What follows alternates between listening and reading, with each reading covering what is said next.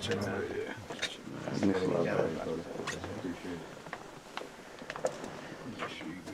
Yeah, there it is. I knew it was coming. A quick one. Let's see. Yeah. I think got a picture. Can't be tight. Oh my God, I would have came. I would have went.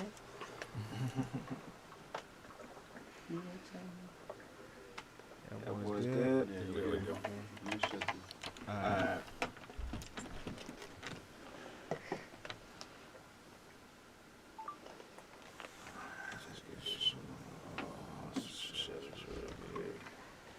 Yo, mute the volume on the camera. Volume on the camera. What you mean? Right there, the camera. Not the roll, but the camera. Video. That's what makes it double. That's what make it extra. The double, yeah. Glad we caught that early.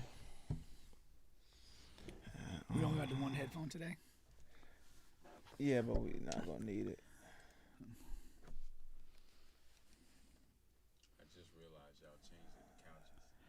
Yeah, I mean, Looking for myself, looking for the love, for the light. Still water runs deep, and I'm about to dive in it. Know I gotta die in it, cause it's more to behold on this road made of gold. The journey of the soul, the goal is to grow. Balance highs with the lows, can't lighten up your load if you never let it go. If you never even sure how you ever gonna see. Footprints in the sand got me like a gentle breeze. Gale force, wind, sleet, hail, snow within. Body froze, heart cold, thinking I'ma never win. So one day I met a friend, stuck closer than a brother. Seen a king, took his wing. Lifted up and took me under, eyes wide, heart a line, a mind full of wonder. I was searching for the truth, it was standing right in front of me the whole time. People got me to my destination. I was so blind, now I'm at the goal line of my own emancipation. Watch my soul fly, telling you no lie. This artwork that I'm creating is hard work and dedication, self-renovation, and it's all for true. Everything I do for me and you, it's all for truth.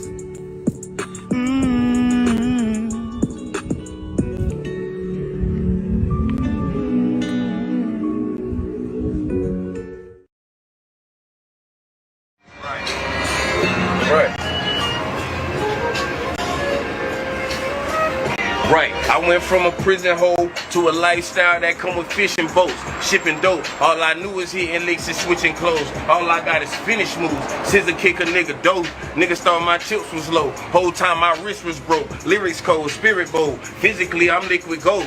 Him and dope a bit like CEO auntie at the liquor store. These niggas know, baller get a strike like when the picture closed. Pick a quote, we can see which rapper got the bigger nose. I might let your lady drive. That's before I risk the load. I got 1989, scale full of Christmas though. I'ma let this pistol blow before we ever get the blows. They can up the price, we hold that gas like the windows closed. Knees a steak, I'm like a Philly cook.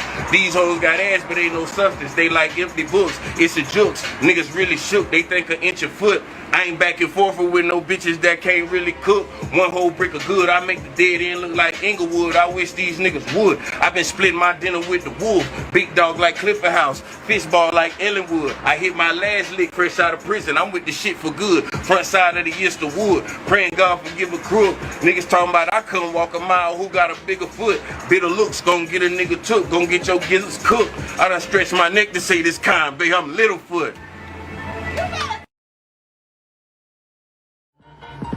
It's a kick down those, big down holes. You understand me? Orlando Rap Tournament. Check me out. Trap out Supermodel. Red eye beam on the end of the 40. X-Man Cyclops. These Christian Dior green dinosaur. High tops. Brown bell coat kind of itchy. Next time I might try Fox in the trap flipping flapjacks. Coming right up. Waffle House. Can't find my ski mask, so I cut the pen and whole stocking out. Jack in the box, I be popping out. If you want to whip it, you tripping. I'm talking Aquaman. If you sign forward, I'm shipping. So get your packages out the van. Trapping out the 10 house on the corner. Ring the doorbell, just nah. So tearing that crack, cause baby got back. Just call me some mix a lot. Salad for a nice to beat it just to get the watch. I can scrape the counter clockwise. Get you ready in a minute. Popping hot chicken pot pies. Fancy town, shit on fire. Big bag, handicap hot fries. 50 grand to my lawyer. Make sure he cross the T's and he dot the I's. Sandwich bags, baking soda, razor blades. I got supplies. This outfit I got on came out the skies.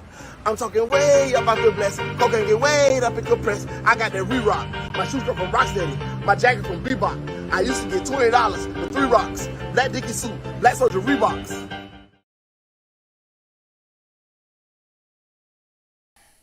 You guys are back on the Bench Podcast with Bubba and Pink, home of sports, music, and mayhem. That was round two of the Orlando Rap Tournament. There you can go to Orlando Media Group page on Instagram to check that tournament out. That was just a couple of guys, a couple of friends of the show there that they're advancing to round two, so I just want to show some support. We're rooting for them to make it all the way to the championship. All right. Today we got a really good show for you guys today, man. Of course, we have GM5 in the building, and we have some players from the both championship teams that made it to the championship. Of course, we've been talking about this league throughout the season here on the show, so you guys get to see some faces here, some highlights, things like that, and we'll talk about that. Of course, Damian Lillard got traded today. You know, we have some Miami Dolphins talk, some Deion Sanders talk, and a lot more coming up on the show. All right. Yeah, so just really quick before we bring the guys up, you know, I put up that clip earlier, Pink, from last week. I put that up today. I missed it. Which clip? No, you didn't miss it because you said we're getting comments. Oh, I didn't know. I thought you were talking about a basketball clip. No, not a basketball clip. You wanting to strip away the pretext of dating it, get straight to fucking. Let's call a spade a spade. Yeah, but see, the problem is you get in trouble when you put up stuff like that. And it's been a while since I put something up like that because I was getting in trouble before. You understand? But it's every when I come up here and I talk. Listen, On the Bench podcast is you think about it, it's like when guys are on, we say this before, but I have to stress this enough. And they're not going to see this part. They only see what I'm talking about. You're just preaching to nobody. Right you know what I mean? So it is what it is. No, but this is guys on the bench talking about whatever comes to mind. Exactly, man. Those guys talk about everything, man. Yeah. And so it's a lot of times it's not always my truths that I'm talking. I could be talking other guys' truths, you understand? But I buy in so much, and I want to help them out so much that I get on the show, and I want to make sure that if it's something to address the women, I want women to understand and know what the problem is out here. You're a man of deep empathy. That's right. That's right, for others. And other depth as well. So listen, man, just understand that, some men are out here dating for something at the end of the rainbow. They're not just dating for their good health, you know? Everyone's dating for something at the end of the rainbow. Just depends on the rainbow you're talking about. It depends on the rainbow. These damn women are looking for a pot of gold. We're looking for a couple holes to fill. Oh, my God. And TP, if you watch The Wires, man, you can come on up here. If we can get you up here, you can take your time. It's like an obstacle course to get up here tonight. Yeah, man. There, I guess go to the end spot. I'll slide over a bit. Make it easy. That work. What they do, man? What's happening? So what's going on? State your official title for GM5 League. Are you taking a deposition? No, I just I got a Your Honor, commissioner, owner. I plead the fifth. Now, we technically the lead director. If you wanna state it, I'm one of two lead directors for the GM5 league. Yeah. That sounds like something you can put on a resume if you're applying for YMCA. We're trying to get professional. That's the point. Okay. You feel me? We're trying to figure it out. You know what I'm saying? We ain't all go to college, so we trying to get it all right. You know what I'm saying? That's why we got guys like Bubble. Guys like Pink. There we go, man. Shout out to the truth, man. But yeah, no, league director. That's what it would be. It'd be a league director. All right. So let's jump right in. We had a couple questions for the league director. All right, GM5. So we have made it to the championship. Of course, we had the season playoffs. We're on the bench. We lost in the semifinals. All right, and So what was one of the first questions we were gonna ask TP here? I thought you wrote them down. No, I don't write. I freestyle. Shout out to Wayne. Nah, you gotta be like sometimes. Okay, Kate. Well, I mean, the season ended up being sort of cut short, and but I mean, one of the things with the GM5 is originally we were supposed to play basically like 17 games over about 3.5 months. Yeah. Not many, men's leagues do that.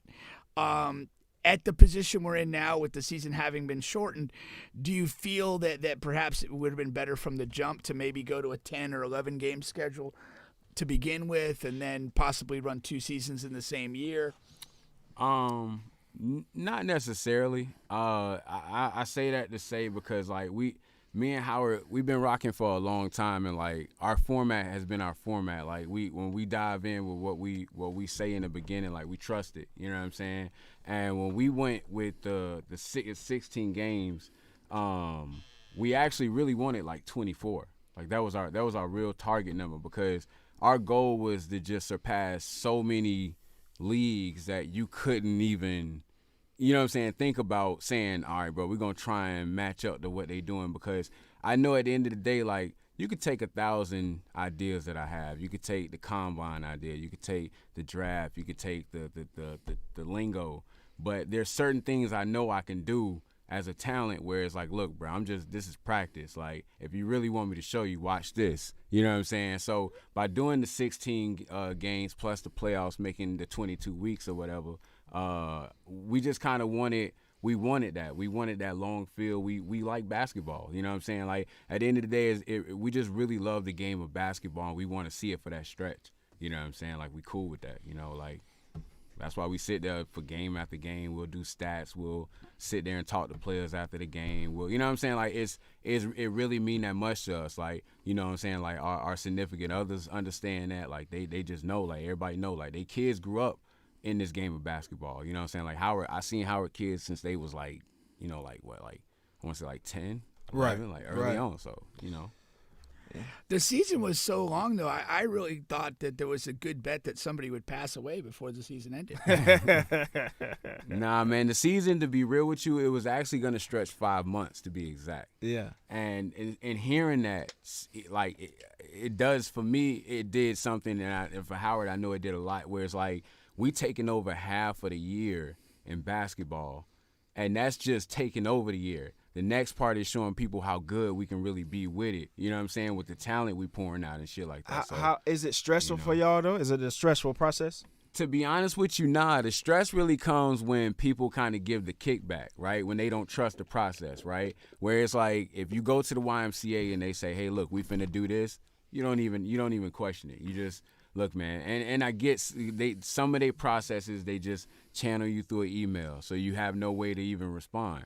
But some of these guys will tell you straight up right there when you go into their face, like the Winter Park, like, hey, look, this team didn't come, this got to move, we doing this, y'all got to play right now. And you looking like, wait a minute, bro, that's not what I signed up for, but you do it anyways. You know what I'm saying? The thing about what we do is we actually trying to allow team players to have a voice, captains to have a voice, GMs to have a voice. We build GMs. We build teams, you know what I'm saying, for rec leagues. We build them for leagues like Ace League. So when they go out, they're more organized. They're more official. Instead of guys saying, man, I hate playing in Winter Park, now you're going to say, bro, I fuck with Winter Park, because everybody has more structure to their shit. Now Pink can put a real Ace League team in a regular rec league and not feel the difference of the game of basketball, because we're slowly building that process through. You're not going to fix everybody. You're still going to have the B-side court. You're still going to have some teams that just pop up in there and never play up in GM5. But for the majority of the guys that y'all have seen over the while, they sharpen up. They getting better. You know what I'm saying? And stuff like that. So, Who's been the best player in GM5 this year? People gonna say I'm biased, but you can say what you want. I'm gonna say Dom Douglas. I mean, that's They had nothing but twist the line. They had a tomato and shit. I appreciate you, man. Did you keep the tampon out there? You didn't bring it with you? It fell off. That's SG, man, the top engineer in the city. Come to O-Rap Studios. He'll get you a spiked lemonade and he'll record your bars. Oh yeah, they got turned up right there. That's funny. All right, so yeah, you said you going with Dom. I go with Dom, and for anybody that wants to know my reasoning, because I know that's gonna come like, oh, why you pick Dom? It has nothing to do with my associations to him. It has everything to do with, I feel like, for one, he has the character. And I feel like that plays a part in anybody I ever choose to be number one in any process. You know what I'm saying? They have the character that matches the leadership on the floor. But they also produce. They put up the points. They put up the back end stats. They put up, you know what I'm saying, the bench stats. Like, they do everything right. Like, they stay late on the games. Like, everything a number one player is supposed to do, they locked in. I feel like Dom, since he started, and which he had a late start. I think he started like the second or third game or whatever when he came onto the team. Like, he's just been locked in ever since. Like, but I've always known Dom to be like that. Like, that's why I've been telling people from the jump. Like, Dom is exactly what you see. Like, he can turn it on and off. And that's no disrespect or slight to anybody else that truly feels they deserve that number one spot. Like, it's some great talent this season. Like, I gotta say, this is probably number one in GM5 history, obviously, but the talent level went up with everybody. Like, the guys who were on the lower end of GM5 last year, they matched up with the talent this year, so that says a lot for them too. That says a lot for the growth. So you picked Dom as MVP, but I guess who would be 2 or 3 other guys that you had in consideration at that level? Also, keep in mind, I didn't say MVP. I just said best player. Best player. Best player. He said best player. Because there's a difference. No. If I'm gonna go next, I mean, I honestly feel like Big Tim is my next guy. I think if Big Tim showed up in the beginning and like really gave that, like, and this is just my opinion, I feel like if Big Tim showed up in the beginning and gave that same energy he gave in the second half of the season, Big Tim is it's like right there. You know what I'm saying? Right. Like, because you got a guard versus a big guy. So it's like, how do you choose that basis? If you want to just go dominant, you want to go based on, okay, the guard does a little bit more, you know what I'm saying? He gets busy on the defensive end. He gets busy on the offensive end, however you want to stretch it. But for me, like, I just feel like Big Tim is just a dominant piece. Like, when Shaq came to the NBA, it was like, okay, cool, because we done had a couple big men in the GM5, like, and it's been like one every era, if you want to call it. You had the Bron era, you know what I'm saying? Then you got the Big Main era. Now you got the Big Tim Man era. watching now. He just commented. Shout out to Big Man. Yeah. Then you got the Big Tim era. You know what I'm saying? So it's like, I feel like Big Tim, he also is a person that has that personality. You know what I'm saying? He has that characteristic, that character where it's like, okay, like, even though he getting dominant on the court, he ain't never gonna lose his cool. He just gonna show you emotion for the game. Like, he never gonna lose his cool. And he gonna show you how much better he is than you. You know what I'm saying? Like that. That's what we love, and that's what I love for my number one, number two guys. And I think, honestly, like, it only thing for me that takes Big Tim out of the equation is just him missing those early games and just not really being there for those moments. And when they came, they played a little lax in the beginning. You know what I'm saying? It was like, hey, we got. I think they played game time one time. They only had like 5 players, and I get it. It was like, you're only playing 5 players. But some of those games, like, they looked like they was going to win, so what's the point? But they always came back to win. And something about me wanted to know maybe if that was like a scheme. Like, hey, look, let's go down. You know what I'm saying? Go down, and then we're going to work our way back up, and then boom, and just to get a workout in. Because, some people like that. That's GOAT shit. Facts. Now, along with being the league director of GM5, you're also a lifelong fan of the Miami Heat. Yes, sir. So I want to get into this conversation before we get you off here, because the Miami Heat was the long rumored team to acquire Damian Lillard. That's the team he had desired to go to. Yeah. All right. So today he was traded to the Milwaukee Bucks in a 3-team deal with Phoenix, Milwaukee, and Phoenix. All right. In Portland. I'm sorry, in Portland. I said what's the name twice. All right. So Miami Heat gets hit. They get caught holding the bag, with an empty bag, a shit bag. A bag of shit. A dirty diaper. I don't want to hear what you've been saying on social media. It'll be okay. Da da da. I want to hear the true Miami Heat fan of your initial reaction, seeing that the Milwaukee Lillard's Bucks going to the Bucks and not the Heat. There you go. I think I think the NBA need to check for some tampering. Oh, Jimmy Butler. So you're jumping on the Jimmy Butler conspiracy No, wagon. I mean, if we gonna be honest, like I was talking to Jeremy about this. Dame fucked the bag up, right? He did it. Like, you know what I'm saying? From the very beginning. From the very beginning. Yeah. He should have never said where he wanted to go and demanded that when you still under contract, right? It's kind of like the GM5 situation with Enrique and Tyson. Like, you can't be out here just saying, trade me, get me off the team, I want to go. You can just get dropped. Like, you know what I'm saying? Like, they can have the chance to send you to the worst team on earth if it benefits them. So it's like, and even if it don't, they might just do it out of spite. So you can't play with that type of fight. And I felt like he did that too soon. Like, it's like he should have just stayed quiet. Just like, hey, look, I want to trade, you know what I'm saying? Like, you know, find me a good team to go to and woo-woo, and just left everything else under the table. You know what I'm saying? Right. But I feel like with that was out of Pat Riley's hands. He couldn't do nothing with that. I don't know that it changes anything though by being quiet. I mean, I think if that was his intention, I think at the end of the day, the Heat just didn't have the pieces that moved Portland, and they couldn't put a 3-team deal together. They had the pieces. So what Pat just literally just said a couple of days ago was, you know, like basically we have a limit. We have a stopping point. Like, we're not going to overspend for Dame, right? So, they had what it takes. It's just, what are you willing to give it? But that's the issue. Like, you okay, technically you have it. I mean, you could send them Jimmy Butler, but like. No, not even Jimmy. But I'm not. I said that for drama purpose. Yeah, you have a limit that you're not going to go over. And what I'm saying is their limit was not attractive to what Portland wanted. I mean, therefore, no deal. Of course. I mean, they sat around on this thing for 2 months. We don't have what the NBA thinks is like appealing. Period, though. Like, you know what I'm saying? Miami. We got dogs. Damian is a part of the problem, right? Yeah, he's a part of what happened.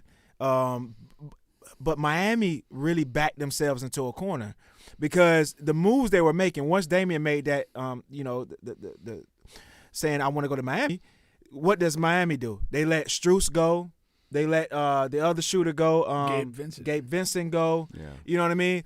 To make room, we're getting rid of our guards to get Dame. And so now you're really screwed because this is not the same Miami team. It was already an overachieving Miami team, but you got rid of your best overachievers and didn't replace them with fucking anything. Yeah, but we got them. We got them from where? We not yeah. But okay, so you're gonna count on keep striking and lightning. But we've been doing that No, you haven't. You haven't been doing that. That's a misconception. That is a misconception. The reality is you haven't won a title since 2012. No, you're right. We gotta make a big move. I have said that. Like, Pat has to make a big move, but Dame was gonna be that big move. We in a sense, what you saying, you could say we dropped the ball in that, but I really just feel like Portland wasn't gonna do what Dame wanted. Period. Like, that's just what it was. And I think in the back of their mind, they're like, okay, if we miss out on Dame, guess what?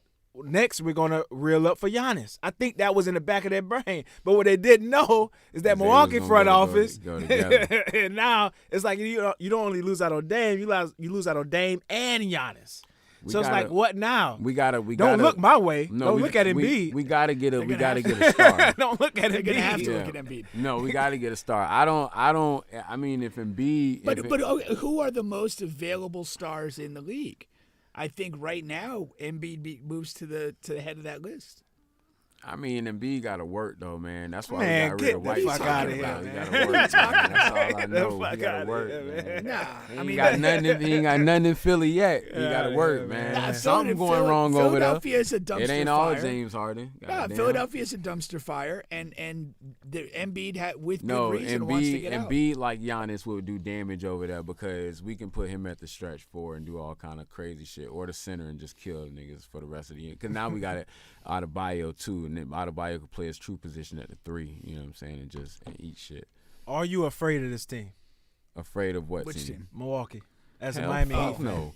Listen, that's the thing I be trying to get people to understand. Like, maybe people think I be like cocky or boastful, but I know as a Miami Heat, we don't give a fuck about nobody. Like, we real deal believe in Pat. We trust. Like, the process, man. Like, I just like how you believe in the process for Philly, and I don't understand it, but you believe it. You know what I'm saying? Like, Bruh, Pat let me down, but it don't be like that. It don't be like how Orlando get let down. You know what I'm saying? Like, I don't. Pat Pat has is shown very enough. reliable. Like Pat has everybody, shown in the, enough. he got Shown ties. more than enough. He He's got shown mob more ties than to the enough. NBA. Pat's getting up there, though. I mean, Yeah. like, But I'm sure he got a. I'm has sure he lost got a few somebody. marbles yet or no? Hell, fuck no. I think a few years ago he would have pulled this trigger, man.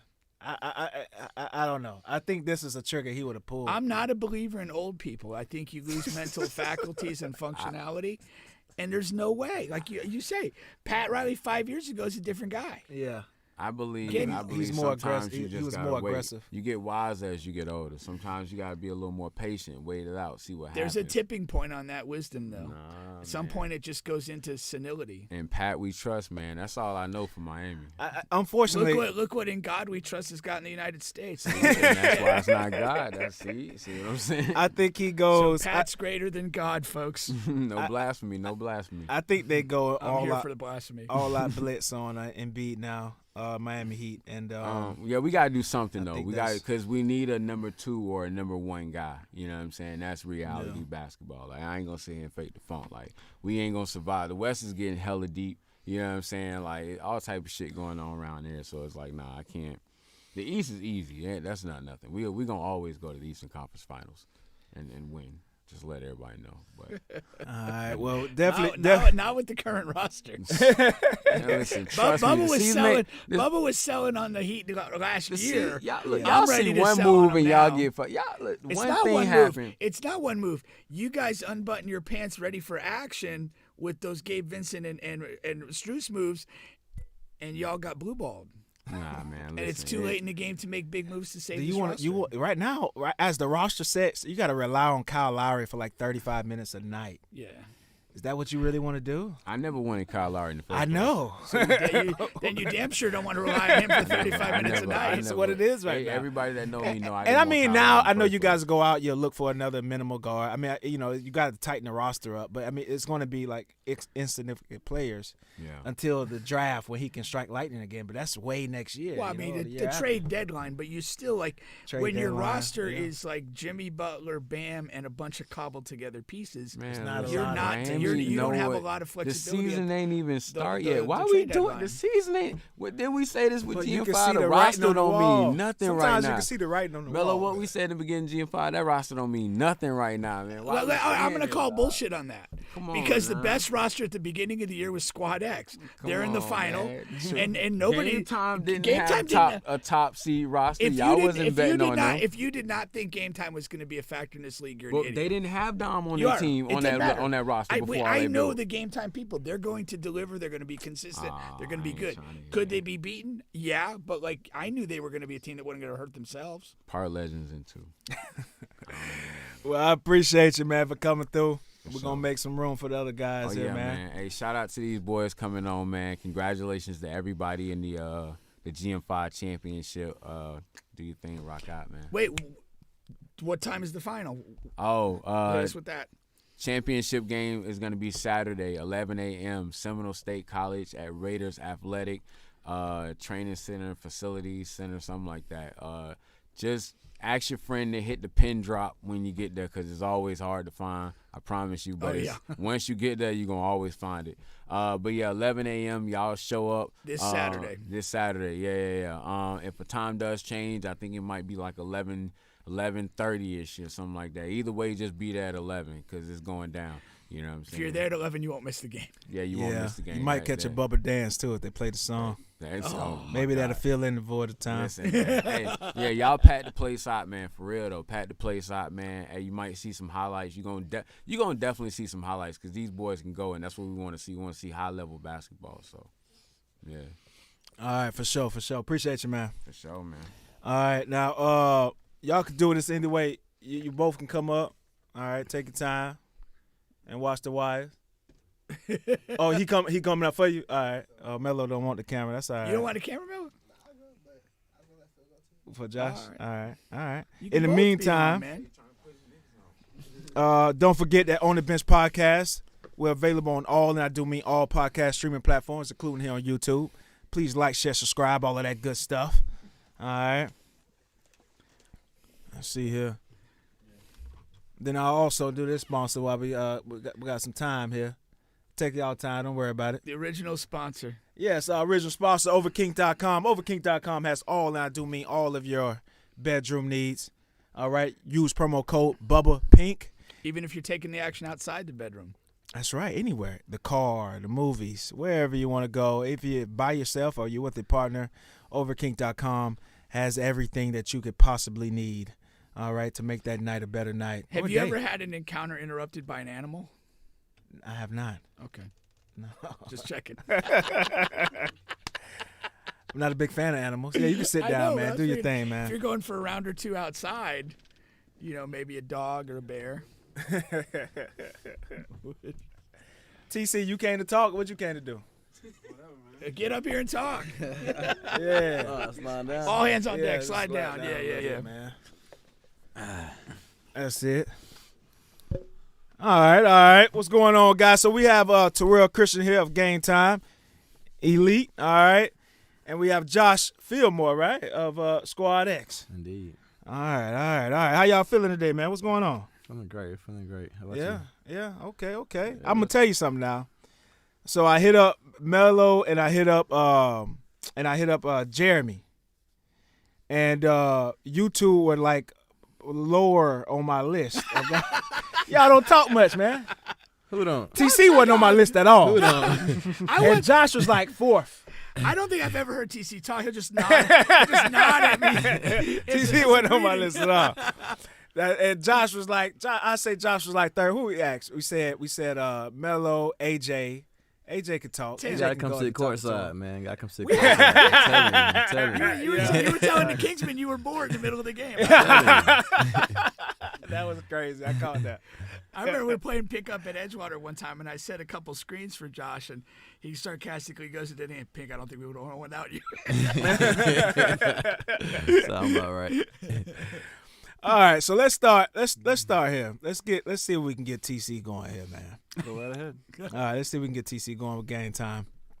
All right. Let me make sure. All right, just a little Game Time highlights going for the people so they can know what Game Time team is about. Just a little bit there. All right, you guys start the season. Dom is not on the roster, okay? And then also that very first game you guys had, it was like a skeleton crew. Did you play that first game? I didn't play. I had other prior arrangement to do, so I wasn't at the first game. Right, and the first game was actually against Squad X. It was against Squad X, That's right? why I was kind of mad that I missed that. Right. Well, now you get another either. chance. I wasn't there either, so. Right. Both teams were a little light. All right, so Squad X ends up winning that game. Now, this is your first year in GM5, right? Yes, it is. So as you're going through, are you looking at the other teams like, we're going to be all right? You know what I mean? Like, how are you sizing up the other teams as you're going through the season? To be brutally honest, I wasn't really sizing up all the other teams. I just know one team who I really want to play the most, and that's the team we're playing in the championship right now. Okay. I like that answer. To be honest, all the other leagues that I play against, Rod, Melo, AJ, all them guys, they always get the better of me every single time. So it was only one main focus, Squad X. No disrespect to any other team. It's just I really want them. Yeah. Right. Okay, and that's saying the wrong thing. Okay, well, we didn't worry about that. It say I'm showing Squad X highlights, but I know that's Game Time highlights. Okay. So you really want Squad X. Now, as far as the makeup on your team, because it's been a lot of back and forth talk, especially on court side and things like that. How would you say is not the best players, but the most important players on the Game Time roster? How would you answer that question? Like you said, the most important player on the Game Time roster, like you said, it got to be Sean. Okay. What Sean does for our team, man. Once he get that ball on a rebound, he look down the court. If you down the court, he's throwing that. And it's accurate. It's too. accurate. Like Tom Brady accurate. You know what I'm saying? So he threw it down there. I always get down there. That's something that I wish I could be doing. But he's in the middle, so I gotta protect his backside. But he's the main important. He's the glue in the middle for us right there. So without him, like you said, it really doesn't go like that. I mean, if he's not there, then I fill that void. But he is the main guy in that middle for us all game. Okay. I feel of all the teams that you got, your team in particular has the most defined style of play. Yeah. And you guys are mostly a lot of zone. Mainly. And you guys do a great job of rebounding the backside and again the outlets. I mean, you get them on people. It's something we played you last week. We talked about preventing, and we didn't consistently do that. And yeah, you guys, TC is Terrell's on the team that whooped our ass last week on the bench team. Let's go ahead and get that out. We'll just throw that out and fast forward past. Like you said, we're very consistent. You know, we don't really care who has the most points on our team. Right. We just play basketball the right way. Yeah. Whoever was hot that game is hot that game. Whoever scored the most that game, that's who we go to at. So with us, it's like fun. That's how we take the game. Yeah. If I'm right, let me guess. Do I hear Island in your voice? Yes, I am. Okay, so let me guess. Okay. I'm going to Miami Carnival next week. You know, I was trying to, you know what I'm saying? All right, so I'm gonna go. My first guess, I can't go or get around it. Barbados. No. Damn. Am I far? If I'm way off. You're not that far off. I'm not that far off though. It's definitely not Jamaican either, so don't go there. No. Definitely not going Jamaican. I would go like I would go like Trini, but I know that's wrong too. So just tell me. From the Virgin Islands. Virgin VI. Yes. VI. Oh, that's like VI a little deep in. Yeah, it's right. It's like 30 minutes away from Puerto Rico by air. Okay. Yeah. Okay. So Josh, have you been keeping an eye on Game Time? What's your overall take like on Game Time? Or are you too fucking bored to worry about it? Nah. See, I'm gonna respect the game a little bit. I'm gonna respect the game a little bit. But from what I see, they seem like they play solid.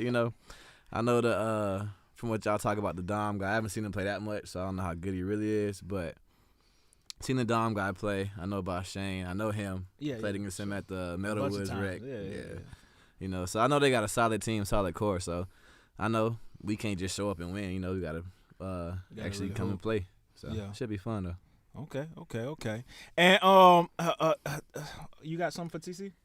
No, we just keep it going. Just keep it going. Nothing in particular like that. No, I mean, here's the one thing I think though. I think you guys should dedicate the start of the second quarter to the Special Olympics and put in all bench units on both teams. Yeah, that's not gonna happen. That's not gonna happen. I ain't gonna lie. No. Because TP came up with that topic. That is a good secondary topic there for the game because it's like that is a good argument to be had. Who does have the better bench when you think about it? Because Game Time has more people that can. That could play on the bench. Yeah, just it. But Squad X has the one Squad X member, and then JP, and then from there. So I say Squad X has the better bench because of the extra Squad X member, and then JP, who I think both would be better than anybody on Game Time bench. But Game Time has a couple more people. In your first game last Saturday, y'all put in the full 5-man bench at one time. Yes, we did. It immediately gave up a 4-0 run, and those dudes were out in about 90 seconds. I was laughing so hard on the bench watching that. I was like, they weren't keeping the same intensity we had in the first time, so we had to take them right back out. Yeah. They didn't like that. I didn't like what I see either, so we want to get back in. Keep it going. Do y'all like that? The aspect of the league. I mean, TP is here, but we could keep it G on here. Of having those extra members on the team that you didn't necessarily pick. You had to go to the draft through the draft process and do it. Yeah, to me that's cool. How interesting is that to y'all? To me it's cool. It's cool to me. It's a cool concept because it's like they keep it so like. I mean, you can still stack your team, but only to a certain point because you're gonna have to pick from a pool of players. So I think it makes it somewhat more balanced, but. I think it's cool though. End of the day, helps with the balance a little bit. Yeah. Me personally, I just come to play. I don't care about anything else. That was my next question though. Like, did y'all have any I didn't have no involvement on the team members? I didn't have no involvement. I don't know if Shane had involvement with I'm sure Shane did. Anybody, Shane does. I just trust Shane with whatever he does because I know anybody he brings to the team. Already know how we play. Yeah. So if we bring anybody that's toxic, he's out here to know I don't play that. I don't like nobody toxic on the team. If you on the bench, then don't make no ruckus. Yeah. I hate ruckus. I hate it. I do. And if you selfish like that, I can't play like that, man. You mad at that? All right. And what about you? Did you have any involvement? I on had Squad I X had team? I had a say in one person staying on the team. I say that. And one person Staying? staying on the team. Yeah. You want to say who it is? Yeah, Ronnie. Okay, we like Ronnie. We was just talking about Ronnie. We like My Ronnie. boy Ronnie, it was like 2 games in a row. We was like very short-handed. It was like me, Tim, and then Prince, Marcus, and then whoever else we had. And then Ronnie stepped in one time. We just looked for somebody to get some boards and, put it back up and catch a drop off. He had a good ass game that He had game. a very, I he know probably exactly had what game like you 12 and talking 8 or about. something Yeah, I like know that. exactly I what game say, you talking about. man, we got to keep him. we got to keep that guy. Okay. That's funny. Yeah, for That's real. funny. Because y'all made a couple moves throughout the season. Yeah. Matter of fact, game time probably made the most moves out of anybody. Yeah, we did. But but Squad X surprisingly made more moves than what people would think they would have made. You know what I'm saying? Just tightening up that bench, because when you got guys, we in the summer. You got guys that got things to do, got jobs. You bring your laptop every single game. Yeah. And people just got things to do. It's concerts, all type of stuff. So, yeah, you need your – Well, Rod was gone for a couple of weeks. Rod was Yeah, gone. Mexico. Yeah. The first time he was gone was the China stint, and then just other times, just other things he had going on. So yeah, so you need those guys on the bench. They're gonna need to step up eventually. Yeah. When everybody's there, they might not play much, but it's gonna be 4 or 5 games where you're gonna need those guys. Facts. You know what I mean? Facts. And you hope that they can pull out a W some kind of way. Yeah. Contribute in some way. Yeah, that's what's up. Do some. So how y'all looking for this game to go, man? Don't tell me we gonna win. I'm saying, like, give me a little details. Go ahead, Josh. Like game plan details? Not game plan, but how do you really think this game is going to go? All right, so I'm going to tell you this. If we got about 3.5, maybe 4 Squad X members, we win by a cool 10, 15. Okay. That's cool. I like that. I'm just keep it like that. All right. At least, or what if it's 3? If it's 3, we win by about 6, 7, 8. Okay. Just a little closer. Because the half, you said a half. What does that even mean? Yeah. We ain't got to get no detail. We ain't spoiling too much right now. That could be somebody arrives at halftime. Half. Somebody get game. there half, or somebody might got to okay. leave halfway through. You know how our schedules be. Something So like that. if we Okay, got okay. 3.5, I feel like we pull it out. As we sit here 3 days before the game, like, do you know anybody who's definitely out, or is it still everyone's still in play? I don't know if I should reveal that kind of information yet. You know what I'm saying? Make them boys think the full army coming. And the boys losing sleep at night. That's our goal right now. What about what you say? What you say, TC? Yeah, how I take it, I want everybody to show. So Yeah. when everybody show, and when we part with victory, I want to hear that nobody show up. That's what I'm saying. So what if only 2 of them show? You guys win the game by whatever 15. How you gonna feel good about that win? Not really, but a win is a win. But I want the whole team there. Yeah. That's just me personally. But I don't care if they have one person or not. I just want everybody there so I could get my Get your lick back. Yeah. Yeah, but TC on his lick back. Man. I'm tired of it, man. I'm tired of it. All right. Let's have a little fun. Then we're gonna get back to this and close out with a GM5 for sure. All right. Mm-hmm. So, we usually do a segment every week called Start a Bench with Coach Pink. All right. And what we do is we give Pink 30 seconds, is it? 60 seconds. Man. Talk about the trending topics in sports, music, entertainment, and then we gonna judge his comments and what he say. All right. So let's see here. We'll go with Florida kids. Start a bench. Florida kids. Start them. We're here in Florida. All right. So some Florida kids, a 10-year-old and 11-year-old, stole their mama car. Oh God. Promising start. And they were escaping, man, running away. And the police caught them. Oh. And the police caught them. Were they driving well? Yeah, they were. They were. They ran the plates. The 11-year-old was driving, and they ran. Police just running the plates. Running And actually plates just and- caught them. All right. So just what if this was your kid, and what would the punishment? Well, be? my kid, I think he was 23 at the time. He still doesn't have a driver's license. Somehow managed to take my car, drop his drunken friends at their house, and crash into my garage door and ruin that. So it cost me about $1,600 to fix that. So I'm not in favor of kids taking off in my car under any circumstances. But on the other side of the coin, maybe these kids were trying to escape some oppression on the home front. Let's give them the benefit of the doubt and said there was a child predator in the house. Oh, man. And they actually got over 200 miles from home. So Damn. that's, yeah. They must have had Google Maps Near going. near Gainesville. Shout out to Gainesville. Shout out to my Gators, man. It might have been passing through on the way to Tallahassee, where real football's played. What y'all think, man? You is that your firstborn? Yes, it is. All right, so won. you only 9 years away From him taking, taking your car, man. I wish you would. I put on some boxing gloves. That's my car, man. I do enough damage to it already. All right, that's good. That's good. Okay, next we have Moneybag Yo, start a bench. Go ahead and start it. All right, so Moneybag Yo, of course, one of the hottest artists out right now. A lot of fans are getting on him because he has a man hairstylist. So he has a man like doing his hair, twisting his braids or dreads, whatever he got going on. And a lot of the social media is getting on him because you're supposed to have a woman. You know how Allen Iverson used to have his mama or his girl doing the hair on the sidelines. Like, if you see mostly men get their hair done by women and get their hair cut by men. What's your take on that? You can get your hair cut by a man, but if it's being done, it needs to be by a woman. Right, that's the conversation right now. That's the debate. Okay. I was not up on that as being a thing. So it didn't put me off that he had a man hairstylist. Mm-hmm. Does it factor in if he's straight or gay? Well, that's what they're trying to say. They're trying to say this is a little like sus. It's sus. There you go. It's a sus. All right.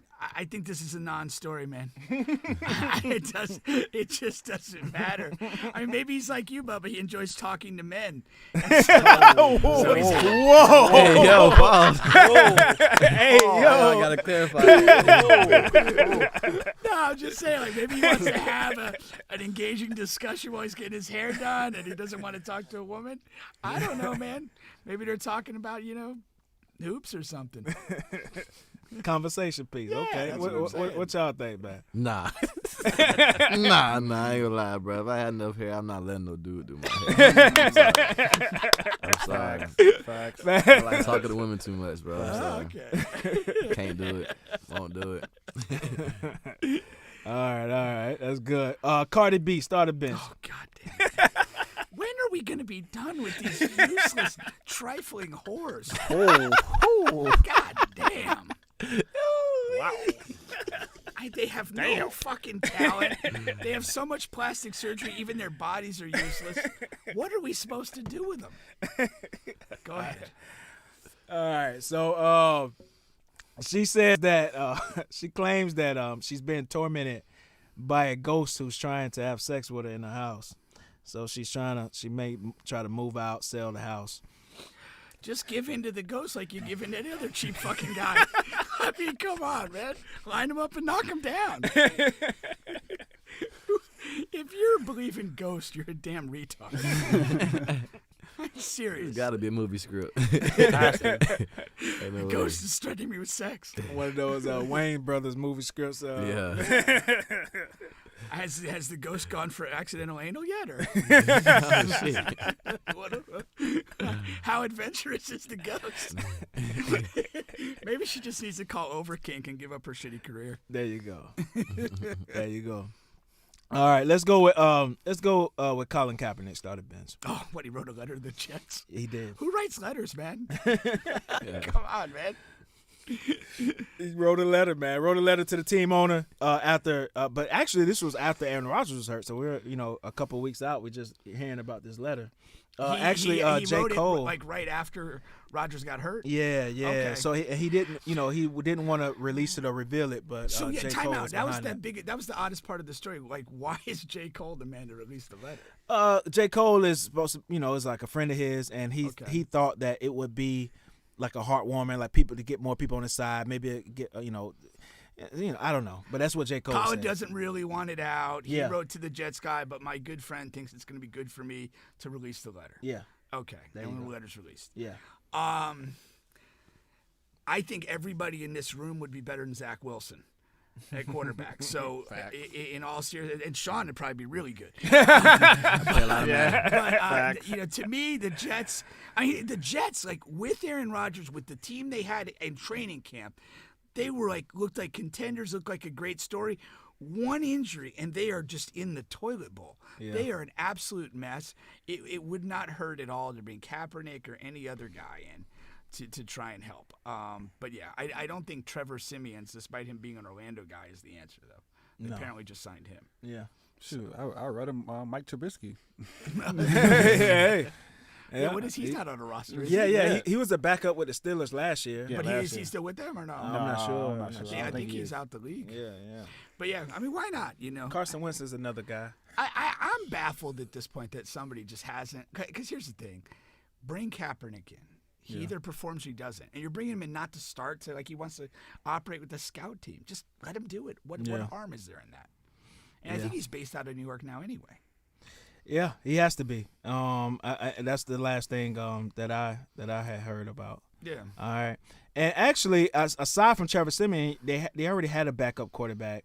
His name was Tim Boyle guy, right? He was their backup quarter. He was the third string quarterback and now backup to Zach. But he's actually like one of the worst college quarterbacks to ever live. Like he only had one touch. He only had one touchdown and 9 interceptions in his career. His college career? Yes, and that's a real stat. I had to look that up. They're like, wow. And I'm like, first of all, how do you get on an NFL roster? How do you stay on the NFL roster all these years? How do you even get a camp invite to begin with? It turns out he's tight buddies with Aaron Rodgers, so Aaron Rodgers keeps him around because he likes to talk to him in the quarterback room. But like he's one of the worst. Does he do Aaron Rodgers' hair too? Filling them graves. Got to make yourself useful, man, some kind of way. Yeah. All right. Let's go. Rick Ross, start a bench. I'll start Rick Ross. Yeah, you got to. Florida boy. Okay. So Travis Kelce, we know big news is he's been with old girl Taylor Swift, right? That's the big story. Yeah. But I don't know if you saw who Travis was with before that.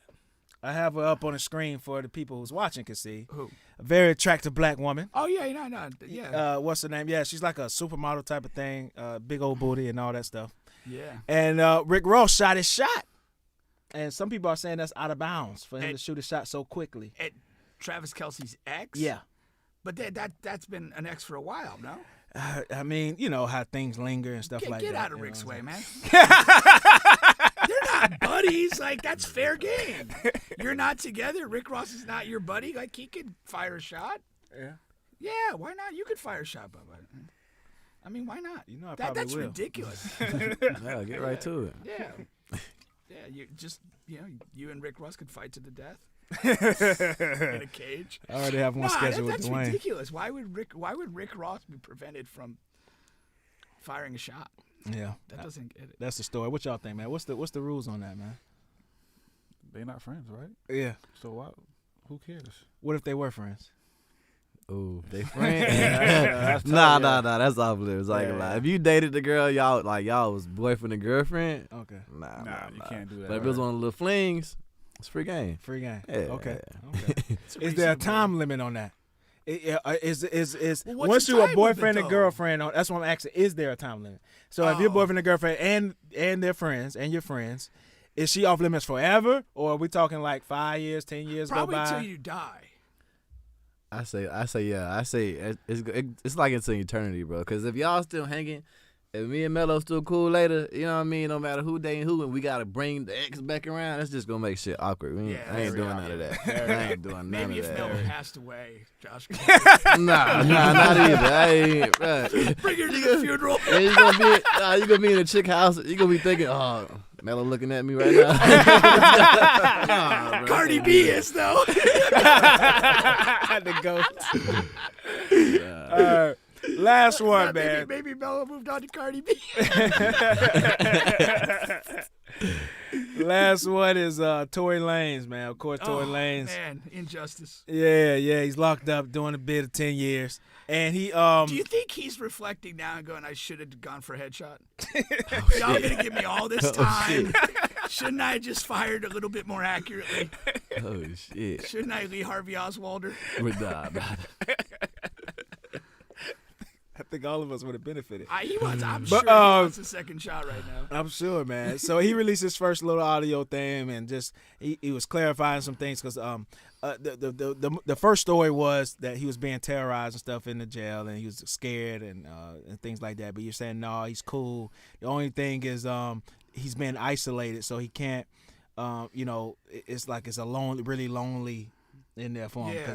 I had heard something like a spokesman or an attorney was saying he wanted to be in the general population of the facility that he's in. That's what I'm saying. Okay. Yeah, so right now he's been isolated. That's because he's like been isolated and just feels like this is miserable just being off on my own. Yeah. I got you. So, but your take is you think he's probably wishing he got a kill shot. Yeah. Yeah. Why not? No, I mean, again, the nuances of prison, I don't really know. I mean, again, I don't know because I've never been to prison, but it's like on some level, I think if you feel like you conduct yourself like a solid dude, you'll probably get some sort of solid response from the people around you. If you're going to be a shady guy or whatever, or you're into some crazy shit, then you're probably going to end up in a bad situation. No, that's for sure. Y'all got anything to say or move on? Free the boy. Need a Playboy 2 coming out, man. That's what I need. Facts. Once again, you guys are On the Bench podcast with Bubba and Pink, home of sports, music, and mayhem. We're available on all podcast streaming platforms, including here on YouTube. Please like, share, subscribe, all of that good stuff. We have GM5 and members of the 2 championship teams that are going down this Saturday, 11 a.m. at Seminole State College. All right, Squad X versus Game Time. This is Terrell Christian TC and Josh Fillmore, just known as 3-Ball Josh. I just made that up. Pause. Whoa. Yeah, Philly. We can leave it at Philly. Philly cool. Philly pretty universal. I was on delay.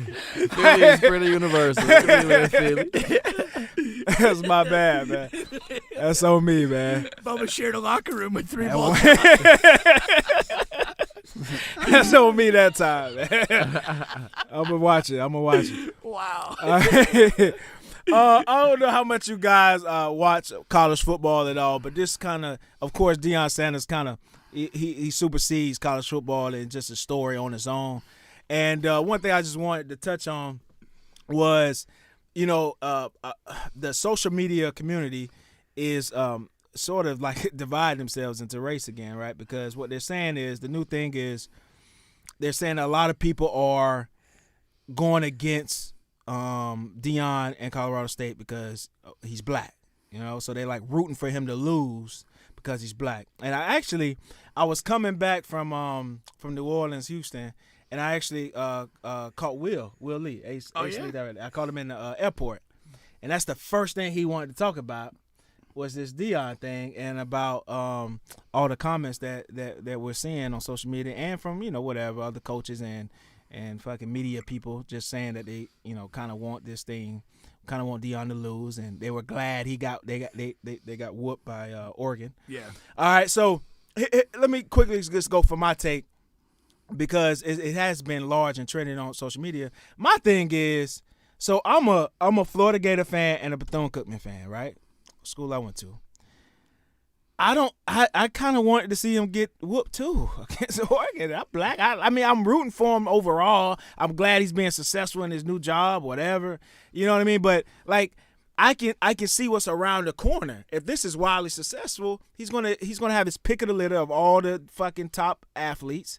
All right, he doesn't even have to go into somebody's living room at this point. He can just pick up a call. Hey, I'm Deion. Oh, okay, I'm coming, and that's it. Like to every 5-star athlete, I can see that around the corner. So no, I do not want this to be wildly successful. I just want him to be a little bit successful. Is that a crime? There's That's hate. Is it his fault? It ain't his fault. It ain't his fault. It's sports. I'm just rooting against him. I've been rooting against Alabama. I've been rooting against, whatever fucking, I'm a 76 fan too. I root against fucking, Jokic.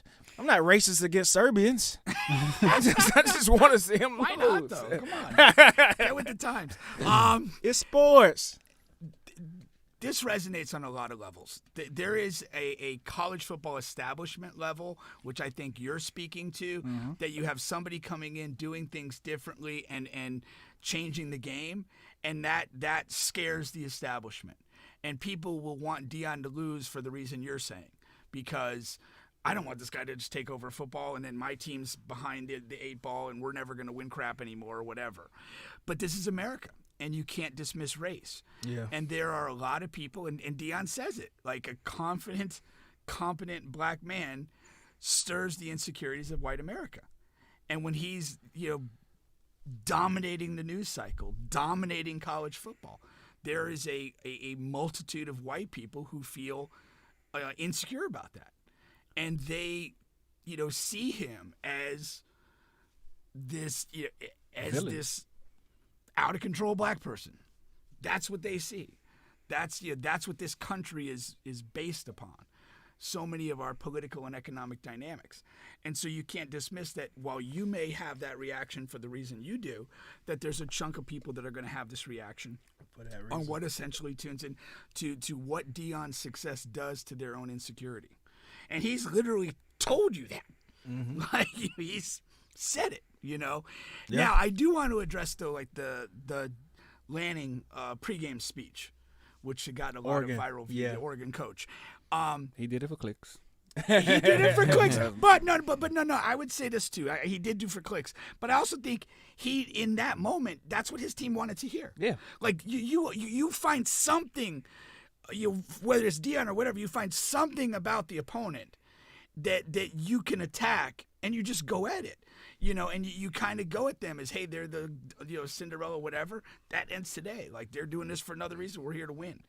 I get that. I don't have any issue with what he said.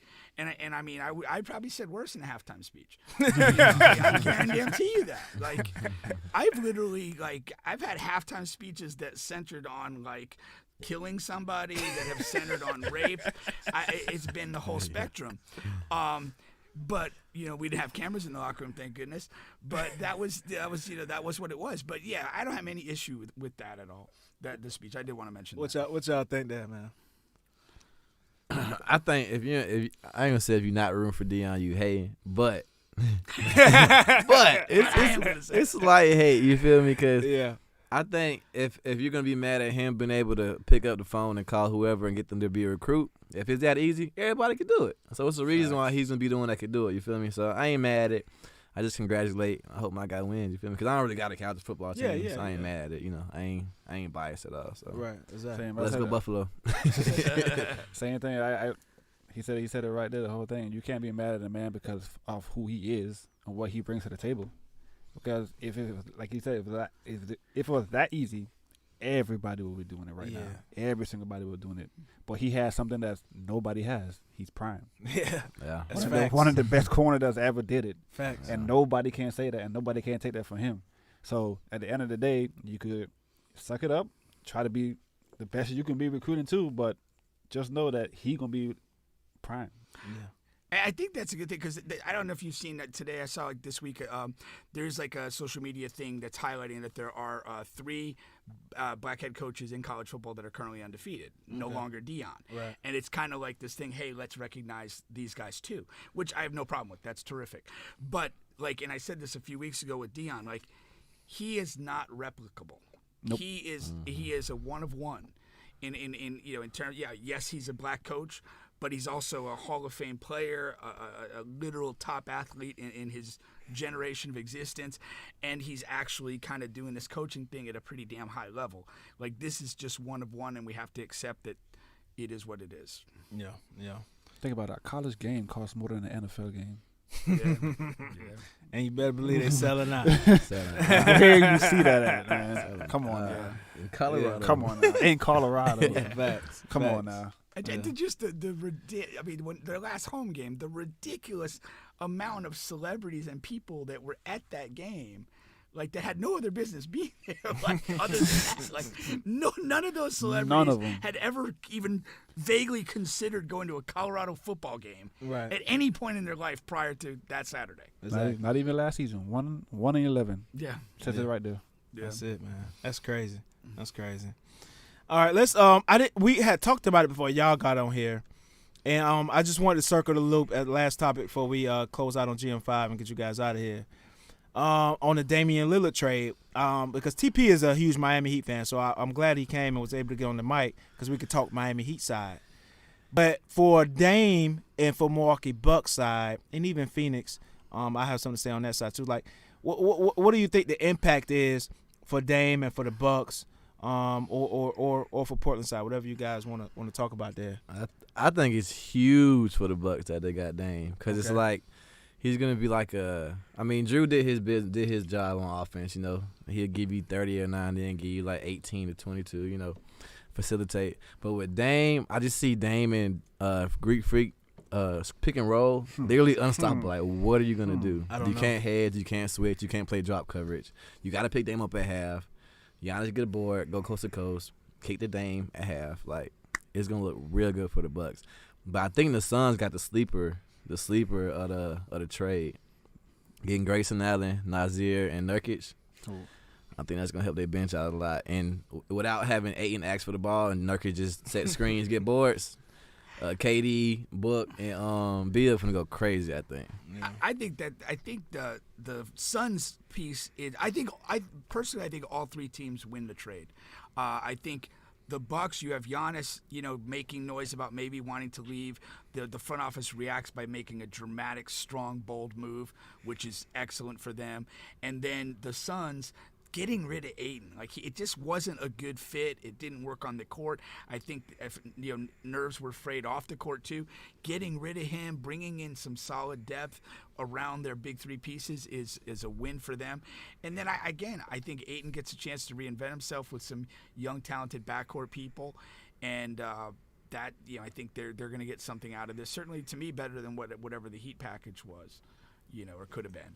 So yeah. I think all three teams, served their interest with this trade, and we'll see how it works out. Facts. You a fan of it too, TC? Yeah, especially for the Bucks. Yeah. Like you said, you can't do drop coverage, you can't switch, you can't hedge, you can't do none of that.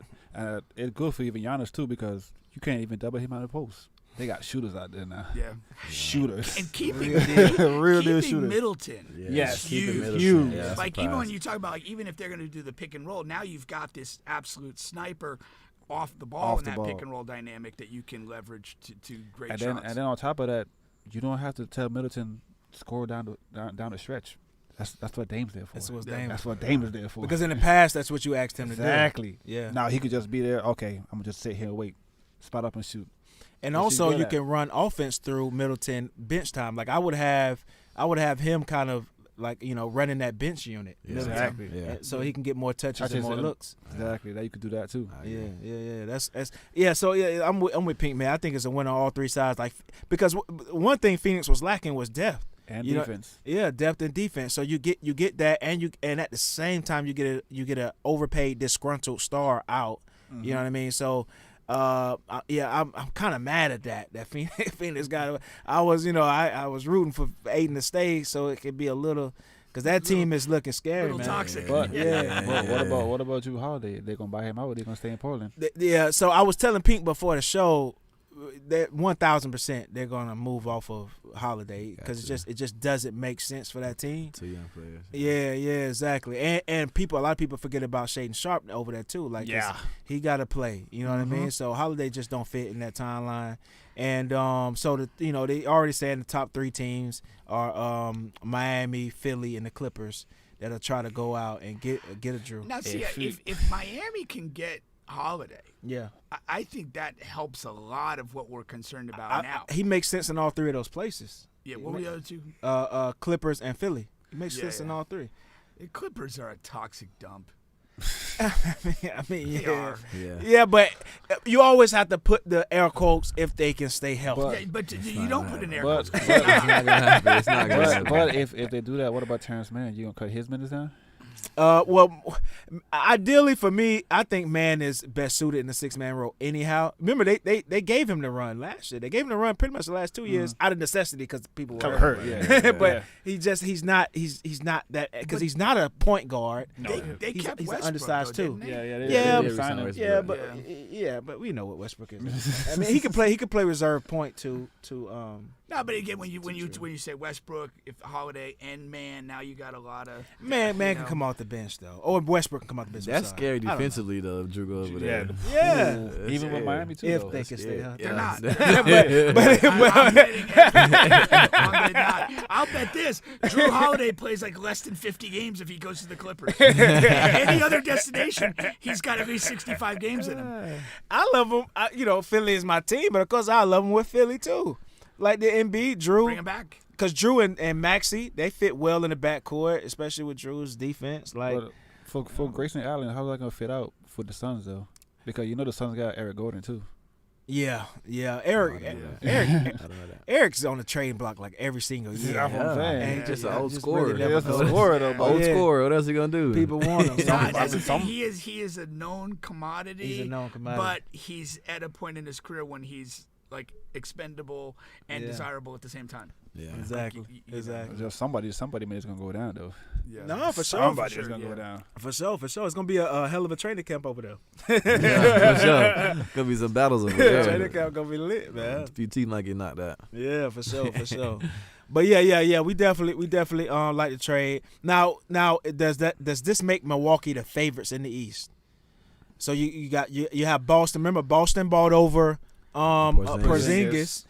And Lost smart. I'm Lost not bought into Boston. you're not bought into Boston. Nah. What makes you not buy into Boston? Mr. Jaylen Brown getting $900,000 million.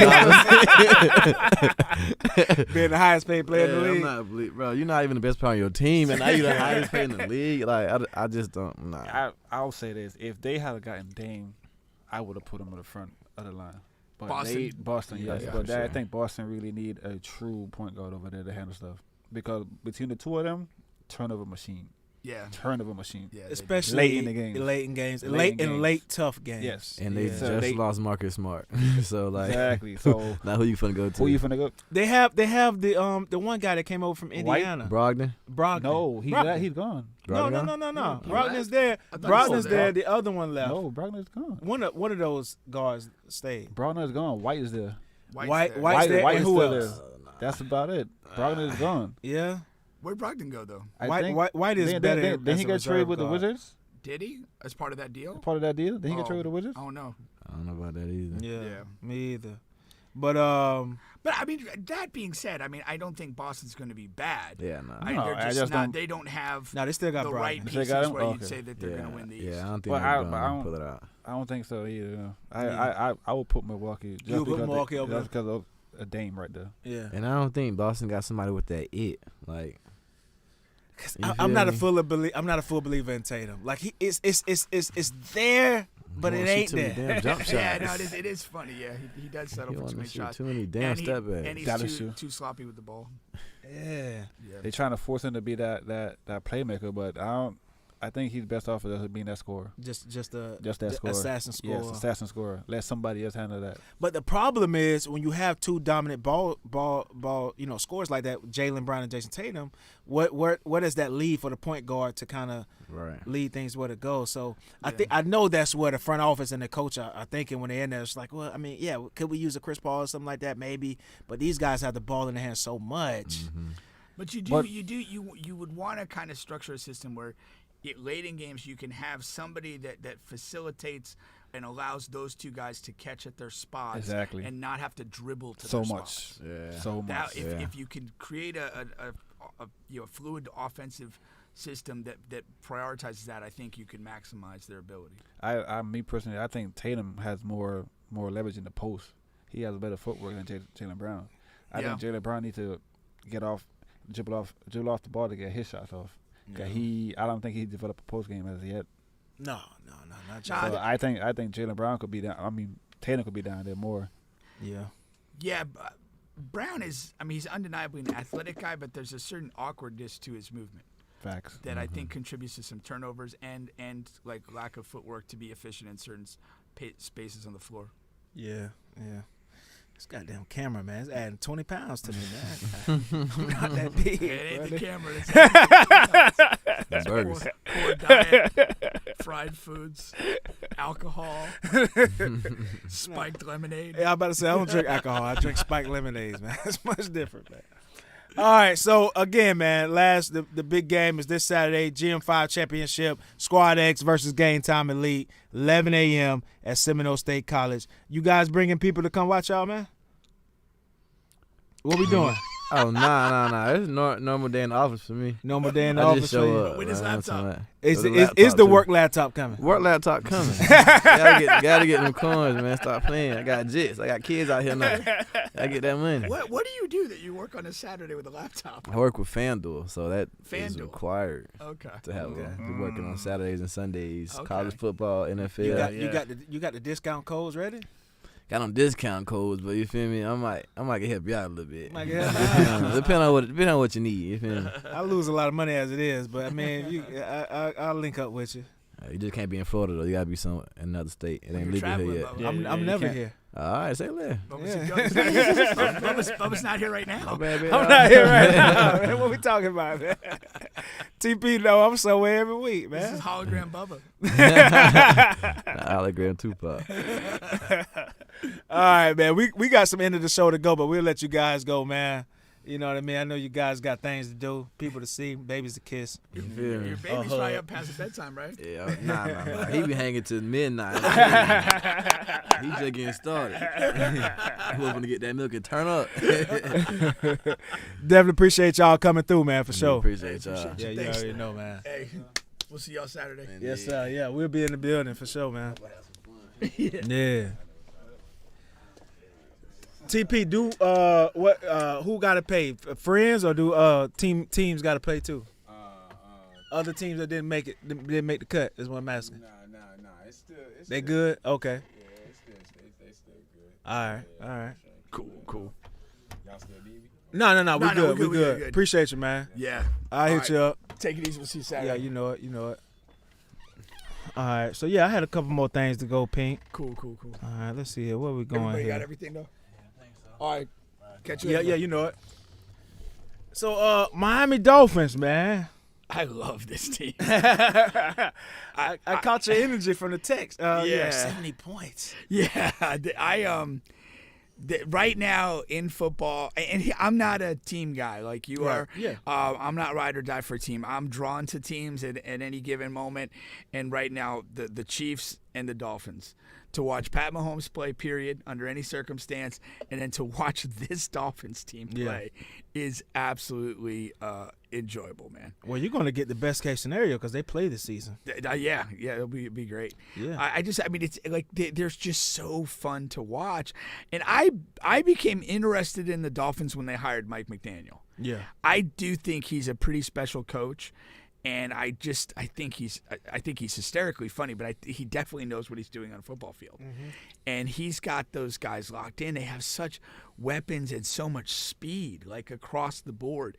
Obviously Tyreek Hill, Waddle, who hasn't even been much of himself yet, and then the backfield guy. And I was a big Devin Archain guy from his time at Texas A&M. He's a speedy playmaking back. Mozart's an established guy in the NFL who plays with great speed.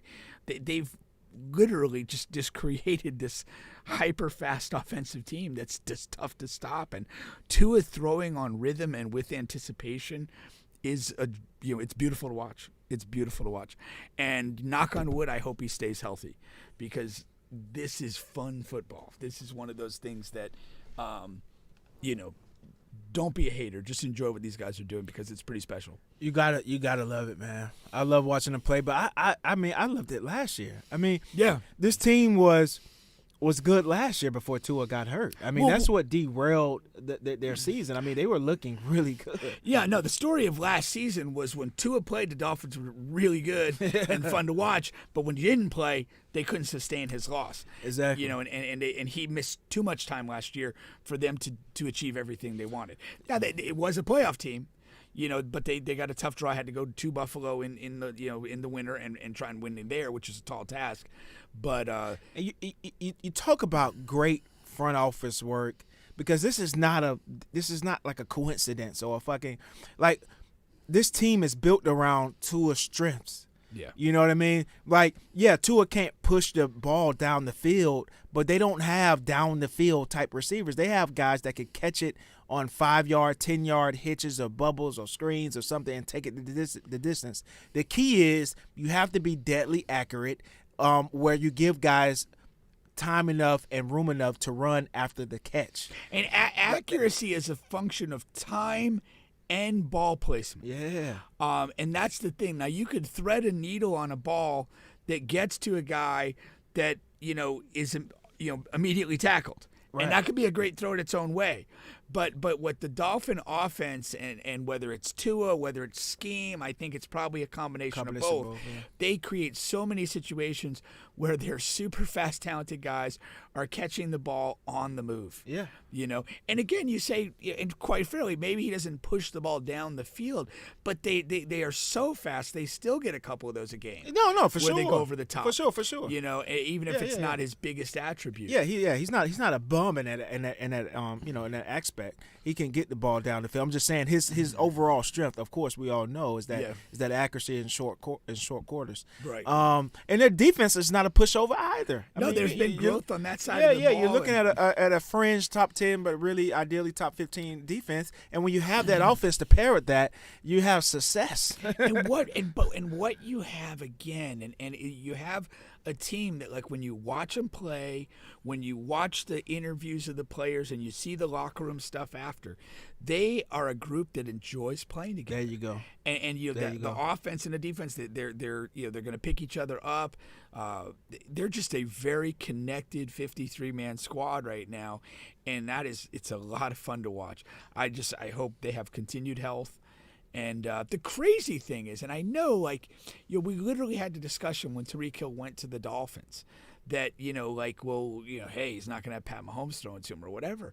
But it's almost crazy to think, but he's just grown and grown and grown as a player. He's doing more. He's better now. But almost is it the Dolphin system, or was his did the Chiefs lose him before he really reached his full growth as a player? Well, he's been growing. Remember, he came into the league as a specialist. He came into the league with big questions on whether he can even become a wide receiver. He was a punt return, kick returner for us when we drafted him with a dream and hopes that he can become a useful slot receiver. No, I 100% agree with you. But my question is I felt, and I don't think we were in disagreement. You were probably stronger against him than I was, but it felt like he was already kind of at a ceiling with the Chiefs. I did not think he was at a ceiling. It wasn't Tyreek had strong feelings on or against. My strong feelings was Patrick Mahomes will be great and greater without him. And it's not that Tyreek Hill's a bad person, a bad receiver, or anything. It's just that I understand what we have. I knew what I was watching. Now Tyreek is an awesome receiver, and he's now grown to be. Did I think he was already a top 5 receiver then? Now he's arguably number 1 or number 2. It's Justin Jefferson and Tyreek. Did I think that? Maybe not. But that is what he has become. But to my extent, as good as Tua's been playing, as good as Miami system, there's a part of me that's wondering, if this Tariq with Pat, what would we be looking at? Oh yeah, we will be looking at something outrageous. Yeah. But even then, it's still a little outrageous. And that's what I'm saying. But here's the crazy. Here's what you're saying. This guy has elevated himself and grown to be a top 2 receiver, almost without dispute, and he's playing in a very good situation in Miami. But to say the top 2 receiver in the football with the best quarterback of his generation, why can't we see that? You can look at the games and see what's missing. He has everything that he has with Pat, but Pat would throw him those 60, 70-yard bombs. Right. And you would get about 1 or 2 of those, maybe 2 or 3 of those a game. Not saying all of them connected, but they're going to attempt 2 to 3, maybe, I don't know, fucking 5 of them a game. Well, the other one that Pat, and it's not the pure bomb, but it's when the play breaks down, and Pat can still, plant his feet and throw it 60 yards on command. Maybe not even playing the speed. Maybe it's on the run. Yeah, but Still go 40, Tua is 50 not yards. that. No. And there's again, there's going to be 2 or 3 of those opportunities over the course of 60 minutes that you connect one of them. That's an extra 60 yards of offense and a touchdown. Yeah. That's the part. Like I look at this and I'm like, my gosh, if he was still a Chief. You hate salary cap. I do. I hate the salary cap. I hate it. And guess what? What? Tua's still on his rookie deal. Next know, year is up. I know. This is his last year. This They is already last year? franchised him. This is his last year. Oh man, They have to. Not good. They got to pay him. Yeah. And if you're Tua could very well win MVP this year. Very well. Could if they Very well if can he, win if he MVP. plays 17 games, plays 16 games. Yeah. And they play in this manner. I'm not obviously 70 points a Right, week, right. but yeah, who's going to get it? And then you know what happens after that? Beep beep beep. Brinks truck. Oh yeah. I'm yeah, the yeah, MVP. yeah, I'm the MVP. You better give it to me. Yeah, for sure. You know? And the other argument that he has is like how bad the team's played when he's down. When they were without him. And you clearly say, well, this ain't all system because when 2 is unavailable, this doesn't look the It's not the 49ers where they've been trying out 3, 4, 5 quarterbacks and they all look decent. same. Yeah. No, there's a drop off. Yeah, I mean, he has. I mean, if he plays at this level, like he has every argument on his side. Has every argument. There's not a lot you can say especially if he goes. Knock on wood, if he goes this whole season without a concussion issue, that's the one chink you could say. I'm going to tell you, I think Miami dropped the ball on that. Now, listen. In what way? You're going to have to pay a guy anyway. It's football. I understand that. So if somebody watches this in comments, I understand that point. But they had the golden opportunity to pay him this past offseason. And I know you have the concussion things, but here goes the thing.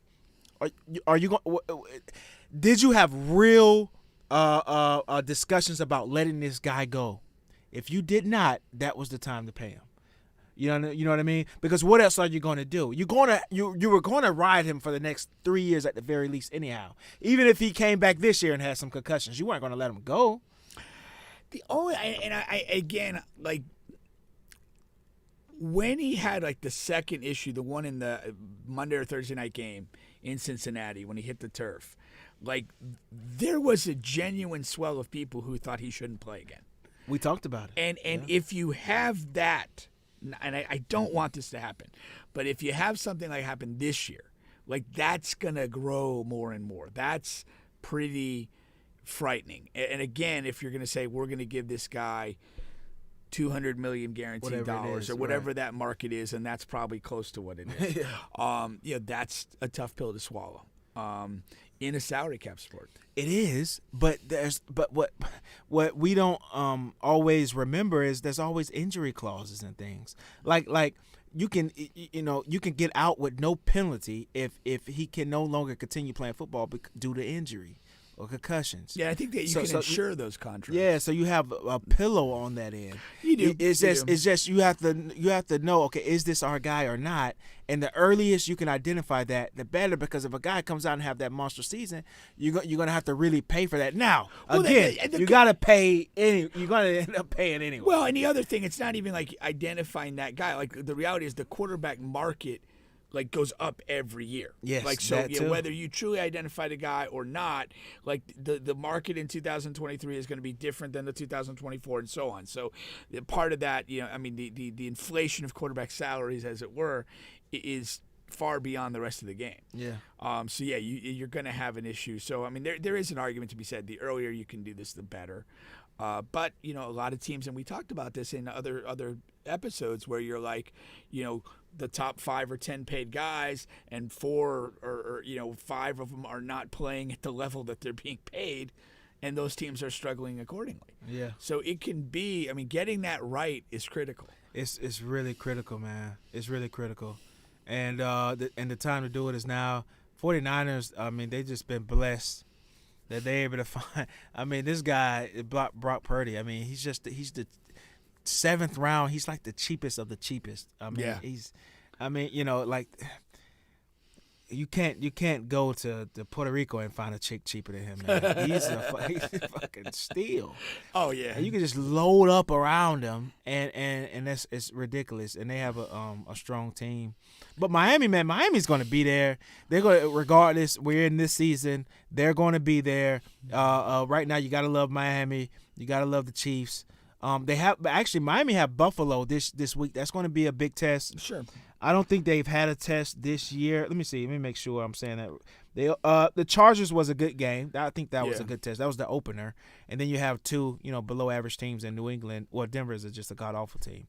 So they're at Buffalo. Yeah. That's going to show me a lot. But here's the thing.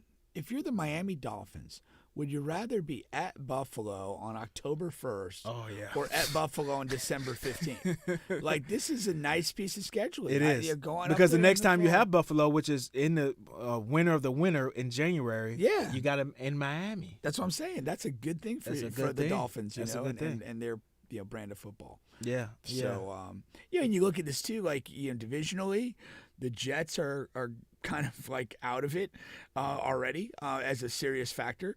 And, the Patriots are very middle class to me. They as have a team. favorable schedule. Look at this. Yeah. Look at some of these teams on the schedule. After Buffalo, you have the Giants. You have Carolina. You do have a tough game in Philly. But right after that, you have New England. You got the Raiders on here. You got the Washington on here. Tennessee. Not a lot of heavy hitters. And remember, this is kind of how it set up for Philadelphia last year. It did. When they got out of the gates, all of a sudden, a lot of those games looked pretty winnable. Yeah. But and my point though is, again, you looked at that division at the before game one, and you feel like the Jets are a team on the rise.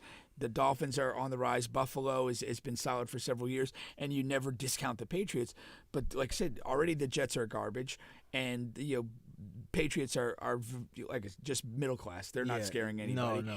And it kind of comes down to you in Buffalo. You win this game early, you get Buffalo again in the in what might be the relative heat in January down in Miami. You got to like your chances there. And Buffalo just hasn't. They just haven't looked. They're very dominant last game. They were. I mean, against Washington. They showed like they looked real good, real solid in all phases. Yeah. So this will be for them. If you're going to play Miami, I'd love coming off of a game like we just had against Washington. Oh yeah. And whatever versus I thought And the then first you 2 coming weeks off they that. were a little nothing special, but again, a good 3-phase football game. You got some confidence going into this game. Buffalo is favored by 2.5 at home. That lets you know that Vegas kind of favors Miami in this matchup by a point. Because if you're home in the NFL and it's even, they give you 3 points.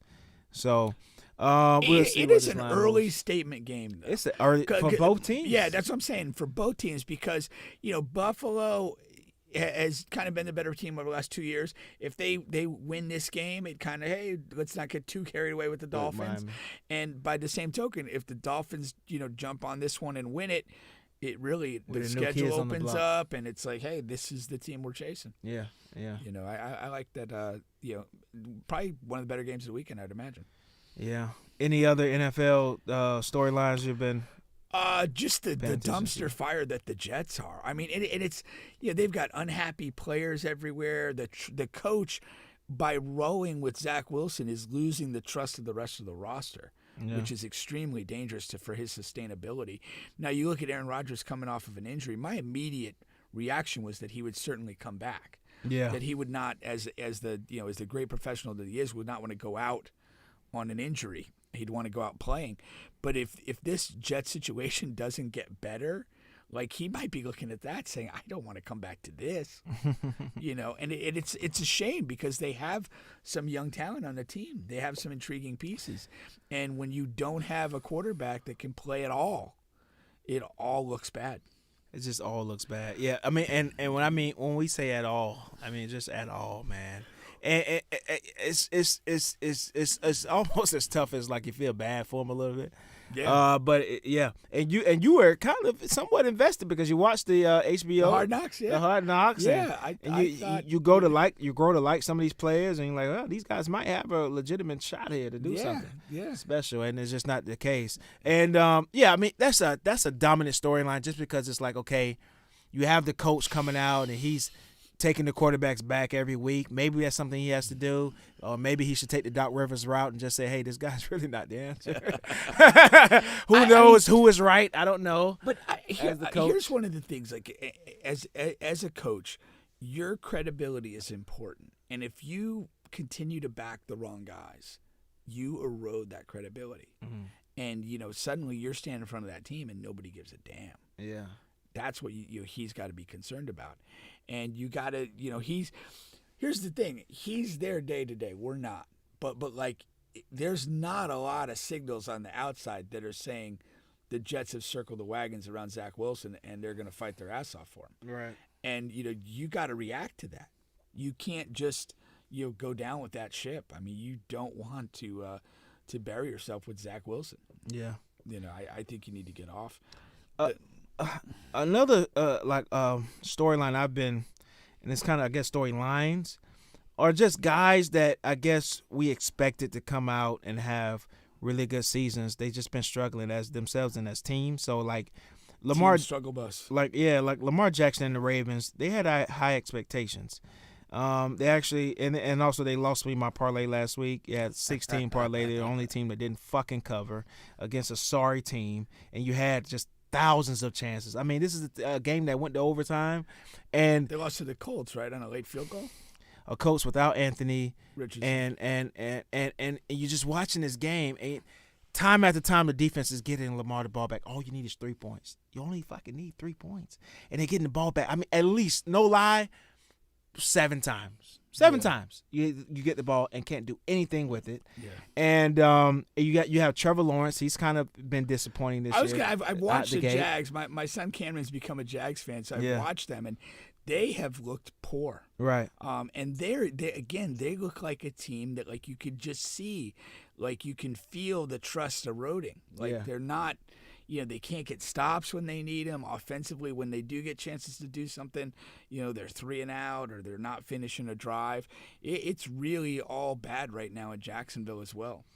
Minnesota Vikings. You just think after last year, they had a great run, and then I think they had that one good playoff game, and then they go out. But you look to build off of that in this next year. They're 0-3. Kirk is. If you look at the numbers, Kirk is really the best quarterback in the league. I mean, he has the seriously quarterback rating, touchdown to interception ratio. But guess what? The 3 interceptions he has are all fourth quarter red zone interceptions. You lose the game. Taking points off the board. You're 0-3. Yeah. Yeah. So that's for your stat watchers. That's the thing. You have to watch these games because he's been awesome, and he's your fantasy guy that you want, and that's great. But, man, fourth quarter red zone interceptions, he's done it every single game, and they're 0-3. Yeah. And the Cowboys losing to the fucking Cardinals.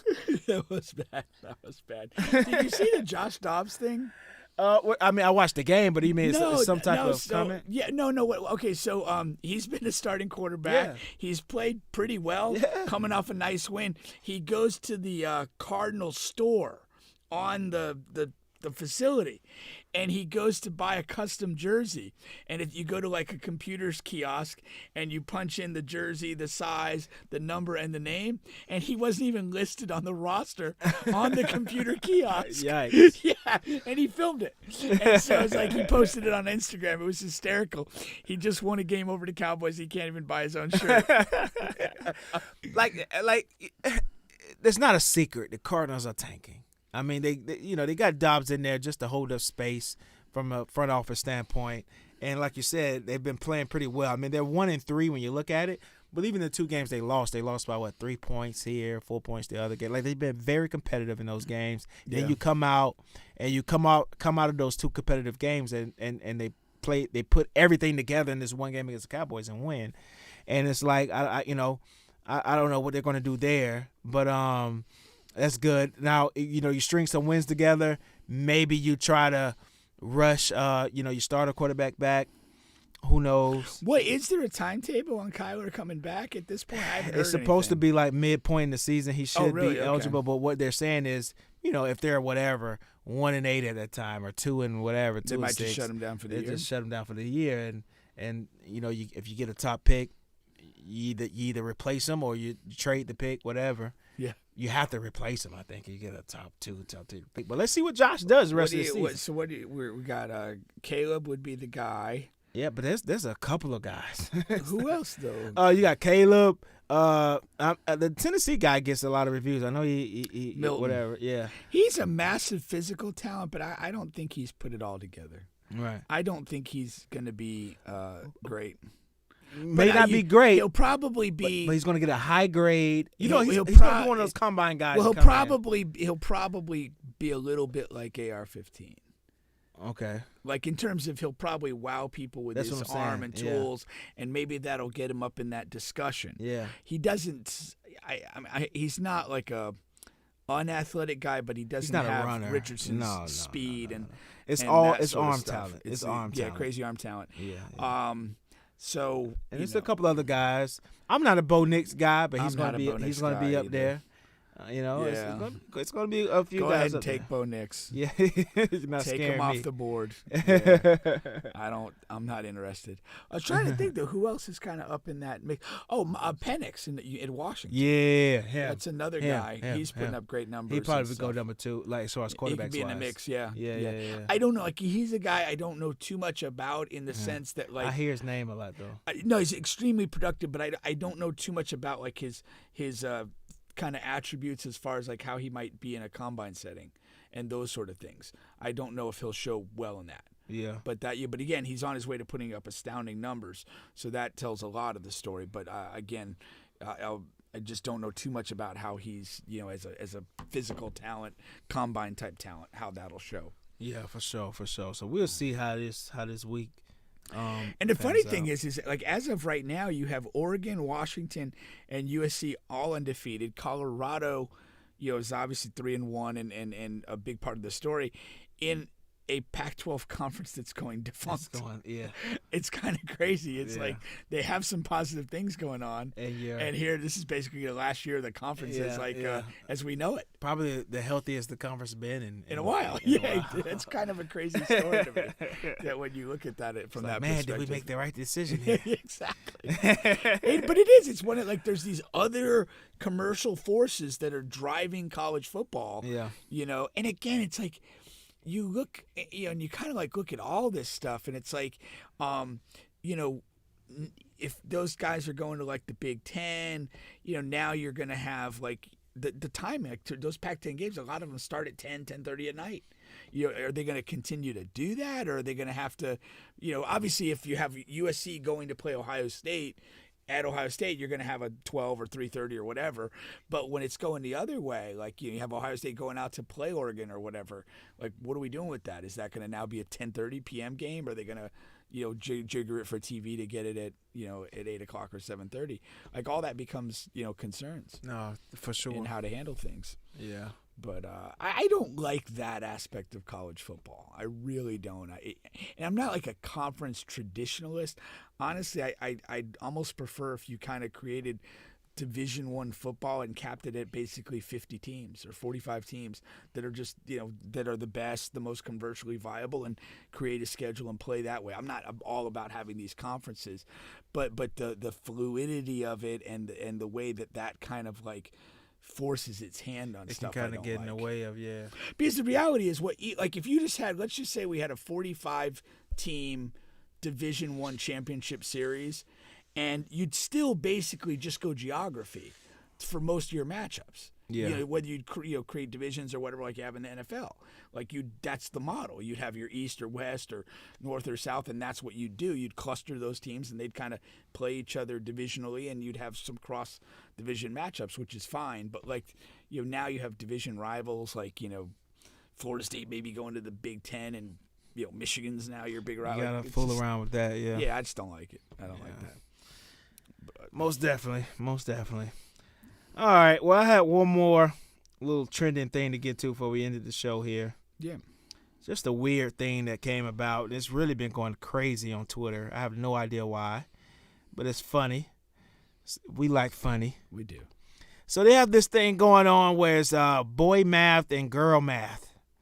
Have you seen it? No, not at all. So this is going haywire on Twitter. So I'm going to read a couple of them. It's basically what it's basically doing is like dissing the other gender. All right, that's basically what's going on. So I'm gonna give you a few examples here. Read as many as I can. So whenever I start off with boy math, that's the woman. It's a woman talking. And if I start off with girl math, it's the boy talking. Okay. So you'll get it. Okay. Boy math is raising 3 pit bulls instead of 1 child. Okay. Okay. Boy math is opening up your marriage so you can fuck around, then get mad because your wife is getting slammed while you severely overestimated your market value.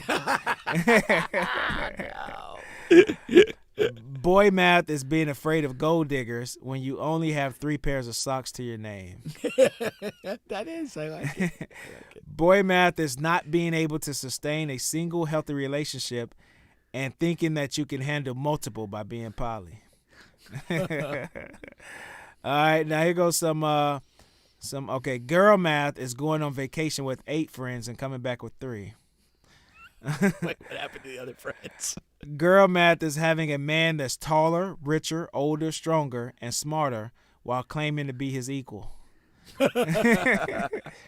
Girl math is fucking 25 men, meet the 26th man, tell him no sex before marriage, then expect him to stay and be fully committed to the relationship. Bubba, that speaks to you. Yeah, Did you write that one? It's speaking my language, man. Girl math is being a non-virgin and still feeling entitled to a big and expensive wedding. That's hilarious. That is. Girl math is having a long list of standards, but calling men misogynist and insecure for having just one.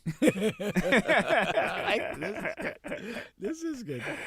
You got some good stuff, man. So basically, you just gotta it's not coming from a single Twitter source. You just fired up there with the hashtag. Yeah, you just fired up there with the hashtag. Okay, I liked it. I like it. They're going in, man. That is funny though. They're speaking eternal truths. It is. Like, Yeah.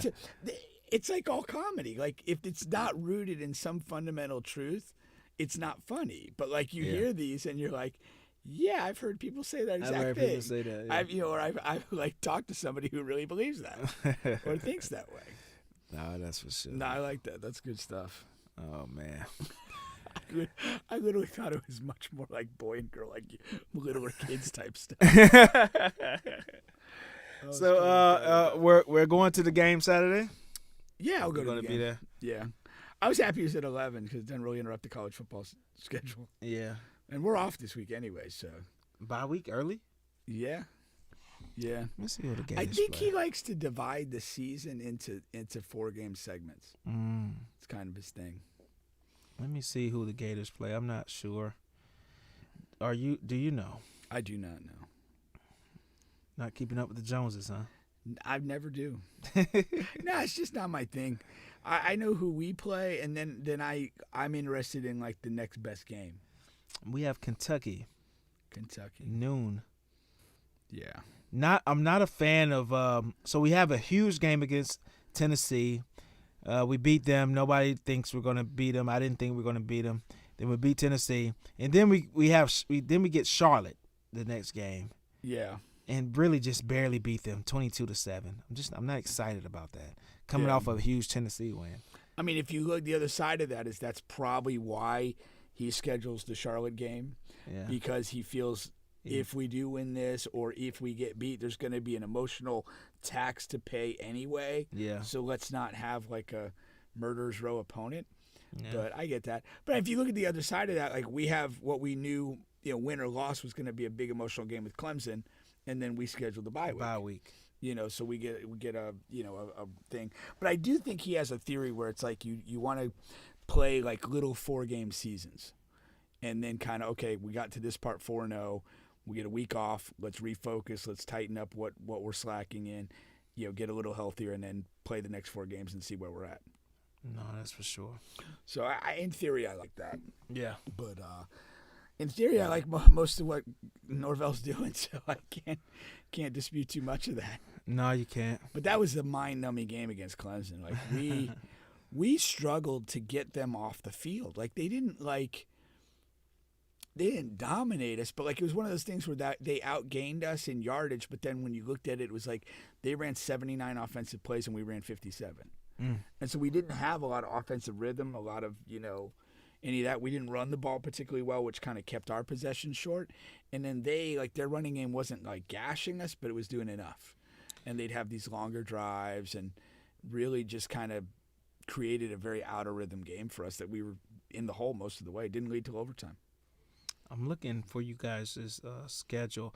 Have you been paying? Virginia Tech is the next game after the bye. Have you been paying attention to Miami at all? That's on the horizon. No. Like at all? No. So Miami, let's see what they've been doing. So of course they're 4-0. They actually have a bye week as well. They're trying to match you guys, man. They're matching bye weeks. I watched the majority of the Texas A&M game, which I thought was a significant game. Yeah. And they played well and they won. Yeah. Very disappointed in Jimbo Fisher. And that's what it was. So, but to me, the other opponents they've played are dog shit Central and dog shit State. Yeah. So who cares? Well, I mean, give Bethune a little credit. But yeah, dog shit Western University. Like, what do you want me to say? Yeah. Temple and Miami of Ohio. Yeah, so their schedule is backloaded with some guys, with you guys. But really, it's really I mean, I feel like you guys are playing tougher people. I know. I mean, they have the same Clemson that you guys play, and of course they have that run. But let me see. For some reason, do they have North Carolina and Duke? They have North Carolina. They don't have Duke. Okay, North Carolina's not bad. So that's the swap. You guys get Duke. They get North Carolina. You guys don't play both. Okay. But you guys, I guess the Florida, the Gators, you throw that in there. They don't play the Gators. Yeah. And outside of that, it's just a very similar schedule. Right. Yeah. So, who knows who's better out of Duke and North Carolina? But yeah, the reason why I asked those two teams, I do think both of those teams are decent. Duke and North Carolina. Yeah, that's another. I don't know if he's going to go in the drafting, but Drake May at North Carolina is a highly regarded guy. He's another one. And probably would be in some sort of first round contention should he decide to go out. Yeah. And then Duke has they have kind of one of those running pass quarterbacks. Yeah. Kind of like an athletic white guy who is pretty good and had made some plays against Clemson. So I think those two teams are decent. So next week we're doing a Tuesday show on the Biz Podcast, doing a Tuesday show, and we have Kevin, who's been on the show before, and Paula. Both have been on the show before, just not separately, together. but they're joining forces. Right. So Kevin, of course, is a boxer. He also opened the Mayweather Fit Gym. I'm not sure, is he still a part of that? We'll have to ask and find out. Because I haven't seen a lot of posts from him about that recently. I think he's really been locked in on boxing, furthering his pro career. Yeah, pro boxing. When we first had him on the show, he was preparing for his first pro fight, which he actually lost. Yeah. But he's reeled off a couple of wins since then, and is kind of getting some traction. Exactly. And of course, Paula is in the corner cleaning up the guys. And I'm sure she's gonna appreciate that. Well, she's not handing him a warm rag. Paula, no, when she appeared previously, she had written a book. Yes. And about foster kids and the foster system and stuff like that. But she's a nurse by education, but has really gotten into being in the boxing and is wrapping hands for gloves, and also is, according to her, a certified cut woman. There you go. So when you're in the corner during a fight and somebody gets cut, she's trained to kind of deal with that, and as best you can in a fighting situation. Yeah, because mostly you see the cut men, but she said there's a few. I was curious about that. We could ask a little bit more. Yeah, I've never seen a woman. Unicorn being a woman cut specialist, and she goes, there's a few, but definitely the majority are guys. To be fair, I don't watch a lot of boxing. The Crawford fight not so long ago was the first fight I watched, possibly in a couple of years. And but saying that I don't watch a lot of boxing, but I can't ever remember seeing a woman in a corner in any capacity. I'm similar to you. I probably watch a little bit more boxing. I watch all of the big fights. My dad is a fucking humongous boxing fan, him and his best friend. Yeah. So I'm always around it, watching it, blah, blah, blah. Yeah, and I don't think I've ever seen one. Yeah. Outside of Paula and trying to keep up and watch the Kevin fights and things like that. Now, we're moving it to Tuesday because I'm going to Miami Carnival. Yes. My second year. I'm a second-year veteran, and Return engagement. Last year was so awesome. I'm tacking on 3 days. So how long are you going to be down there? So I'm going to be down there from Wednesday to Monday. Wednesday to Monday. Yeah. Well, this being your second year, like what did you learn in year one that will have you better prepared for year two? You don't want to load yourself up. So Miami, the Carnival is on Sunday. So Carnival is and then I put it in layman's terms for people because I know they've probably seen it on social media and things, but that's when the people dress up and they go out and celebrate, and that's actually on Sunday at the fairgrounds. And but around the carnival are what they call fetes. And they're like pretty much every day, and there are a ton of them. So what you don't want to do is you don't want to load yourself up with fetes, and all fetes are parties. They're basically just parties. They just call them fetes, and you don't want to load yourself up because they're like whatever. They're like 8 to 10 of them going per day around the city, different ones, and they're all similar time frames. And people try to get to all of them or a lot of them in each day. So I want to slow down, maybe go to 1 or 2 because you're tired yourself out.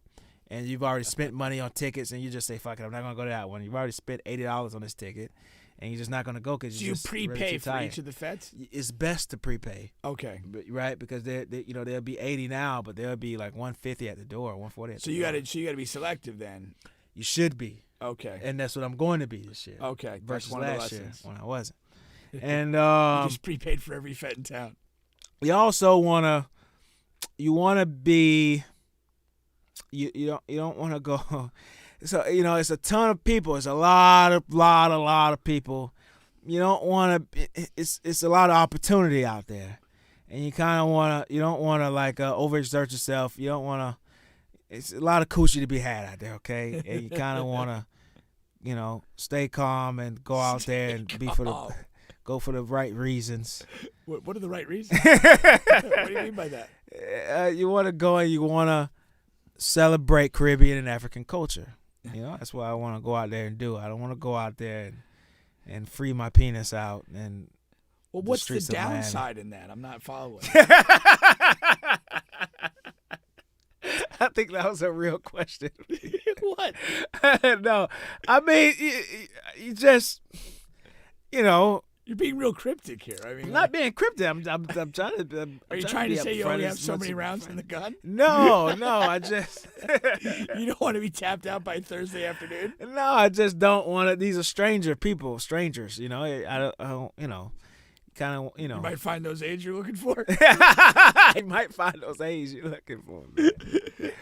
And last time I may or may not have, found myself. Because if you go with the intention, like I gotta get something, I gotta do this, I gotta do that, then you might end up with a 260-pound bear at the end of the night. Just So really, what you're trying to say is have a good time, but don't lower your standards. Whatever those standards might be. That's a part of it, I guess. That's a part of it. But no, I'm going out there. Celebrate my Ghana heritage. All right. And just I love the Caribbean culture, man. Yeah. A lot of the Haitians going to be out there, and even Virgin Islands. Shout out to TC. They're going to be out there. The whole carnival concept, what country's responsible for originating that? If you ask 10 people from 10 different countries, they're all going to give you a different one. Okay. Everyone's claiming it. Yeah, everybody's gonna claim it. I always go to Trinidad for that answer. So yeah. I'll stay there. But while weirdly enough, Spain can have something to say about that as well. But Isn't Brazil as well, no? Because the slave ships, that's one of the first places they actually went to. So not a we don't have a ton of Caribbean people from Spain and Brazil here. In this area, and also they're not well represented either at these carnivals and stuff like that. So that's another interesting thing there. But that's the answer. My answer to that. All right, Bubba. We wish you a good time and come back safe and childless. Yeah, man. It should have some stories. I hope so. Yeah. Don't let us down. All right, on the bench next week. We're out Tuesday. That's right.